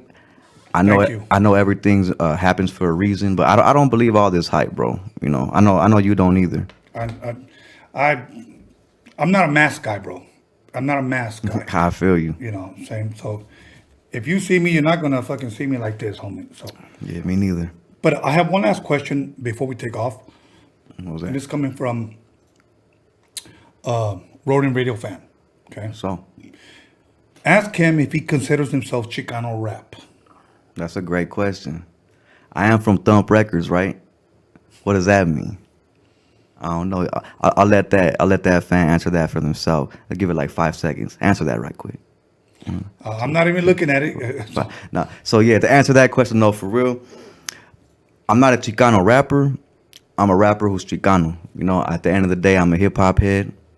You know, I truly try to incorporate the culture and everything that I do. Yeah. And that's how it's been since day one. I'm a hip hop head. Just so happens I'm from Thump Records now, and I happen to be doing a few collaborations with certain cats who consider themselves Chicano rappers. But I'm a hip hop head, bro. You know, and that's what it boils down to. I'm a hip hop head too, bro. Yeah. Nobody ever asked me if I was a Chicano DJ. Yeah. If I was a Chicano producer. If I was a Chicano dancer. You know, Chicano lover. So why do I gotta be a Chicano rapper? You know, are you a Chicano podcaster? You know, I mean, I'm just me. Fuck. I'm just me, my G. know? You know, I happen to be Chicano, and I love my culture. I love my people. I love my family. I'm a hip hop head. I love Chicanas. I love Chicana. Yeah. Hey, the number one women in the world. The number one. Anyways, everybody, you done with shoutouts? Shoutouts, big up to everybody holding me down. Once again, big up Hen G, big up Jimmy Lokes, big up the whole 626, big up my boy Cocaine. Once again, Buddy Boy Entertainment. If it wasn't for y'all, I wouldn't be in this position, y'all. Final Level, big up Ice-T, Abstract Rude, Chamber Records, Impact Movement, holding it down. Cookie Ruiz, I see you. Let's help out the homeless because that's the only thing we can do in these times. And if you look around, you look in these streets and you see what's really going on right now. It's not good. Right. Shit is not good. You know, let's stop thinking about ourselves for a minute. Look outside the window and see like, yo, we need to make a difference in this community, man. So make sure we do that. Let's keep rocking. Much love, y'all. Yo. Okay, everybody, I'm going to leave mine kind of short, but make sure you guys subscribe to Freaky Tales Podcast. We go live next Friday, 7 o'clock. So I know a lot of you guys don't go out because of Corona shit. So you're going to be home, stuck with us, and we're going to be talking about ghost story type of shit. So believe me, it's going to be something a little bit different. Hope you guys like the scenery. We're going to be at a totally different studio. It's not going to be here at Rodium Radio like what you guys saw on the podcast, or should I say on the commercial on the podcast page. Also follow us at Freaky Tales on IG on Instagram. Okay. Sunday, I'm going to release the email. I need everybody to listen to this. I'm going to release the email where you can submit your freaky tale if you want. Whatever scary story you have, submit it. Try to keep it less than, about 2 paragraphs. Because what I'm going to do, every Friday, I'm going to read someone's freaky tale, someone's ghost story. So, you know, si se te pareció el diablo, si te pareció el chupacabras, si te pareció la llorona, I'm going to go ahead and read it. If you want to remain anonymous, cool. State that. If you want your name read, state that. Okay, and we'll go ahead and at the very end of the show, every week we're gonna share somebody's story. Okay, so I think it'll be very, very interesting, and we're gonna choose 2 different topics per night. We're gonna cover 2 different topics. One night we may talk about aliens. Right after that, we may talk about El Diablo. After that, we may just talk about, chupacabras. After that, La Llorona. After that, your baby's mama. Who knows? After that, La Puta. You never know. Okay? So make sure you guys subscribe. Other than that, John motherfucking Elkins, he sold out of pocket pussies. Too late. He sold out of anal bleach. But we're going to recop. We'll be back with that. So I think the only pocket pussies we have left are the Latino ones, right, Johnny? Yeah, the Latino ones. The Chinese ones, but those go sideways. Yeah. Okay, yeah, so we got some of those. But you can eat them like a sandwich and blow them like a harmonica. Yeah, you could eat them like a sandwich and blow them like a harmonica. Okay, so yeah, the Chinese ones, they're kind of lagging a little bit, but they're going to pick up. So make sure you guys get yours.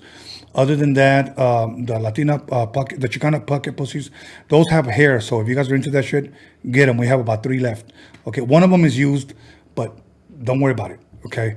Other than that, my brother, Spice Smuggler, he still got the refurbished dick pumps. Okay. And if you guys want some edibles, make sure you guys hit him up, Spice Smuggler at Instagram. My son, B Scanless, for helping me promote this. And going back to Freaky Tales, we're going to have a special guest. Special guest. The first 2 weeks is just going to be me, Spice Smuggler. After that, we're going to have special guests, whether they're rappers, whether they're paranormal, a specialist, whatever. Okay, sometimes we may even have some of you fans as a guest on Freaky Tales. That's the truth. Okay, I'll buy that for $1. But anyways, other than that, thank you for coming, brother. Just want to say right quick, too, thank you for the platform, my boy. I appreciate you. Thank you for the hip-hop history. Let's keep rocking, man. Good looking. You know what I'm going to say? The haters come out tonight. You know. The haters come out tonight. They do. The haters come out tonight. The haters come out. The haters come out tonight. That's another fact. The haters come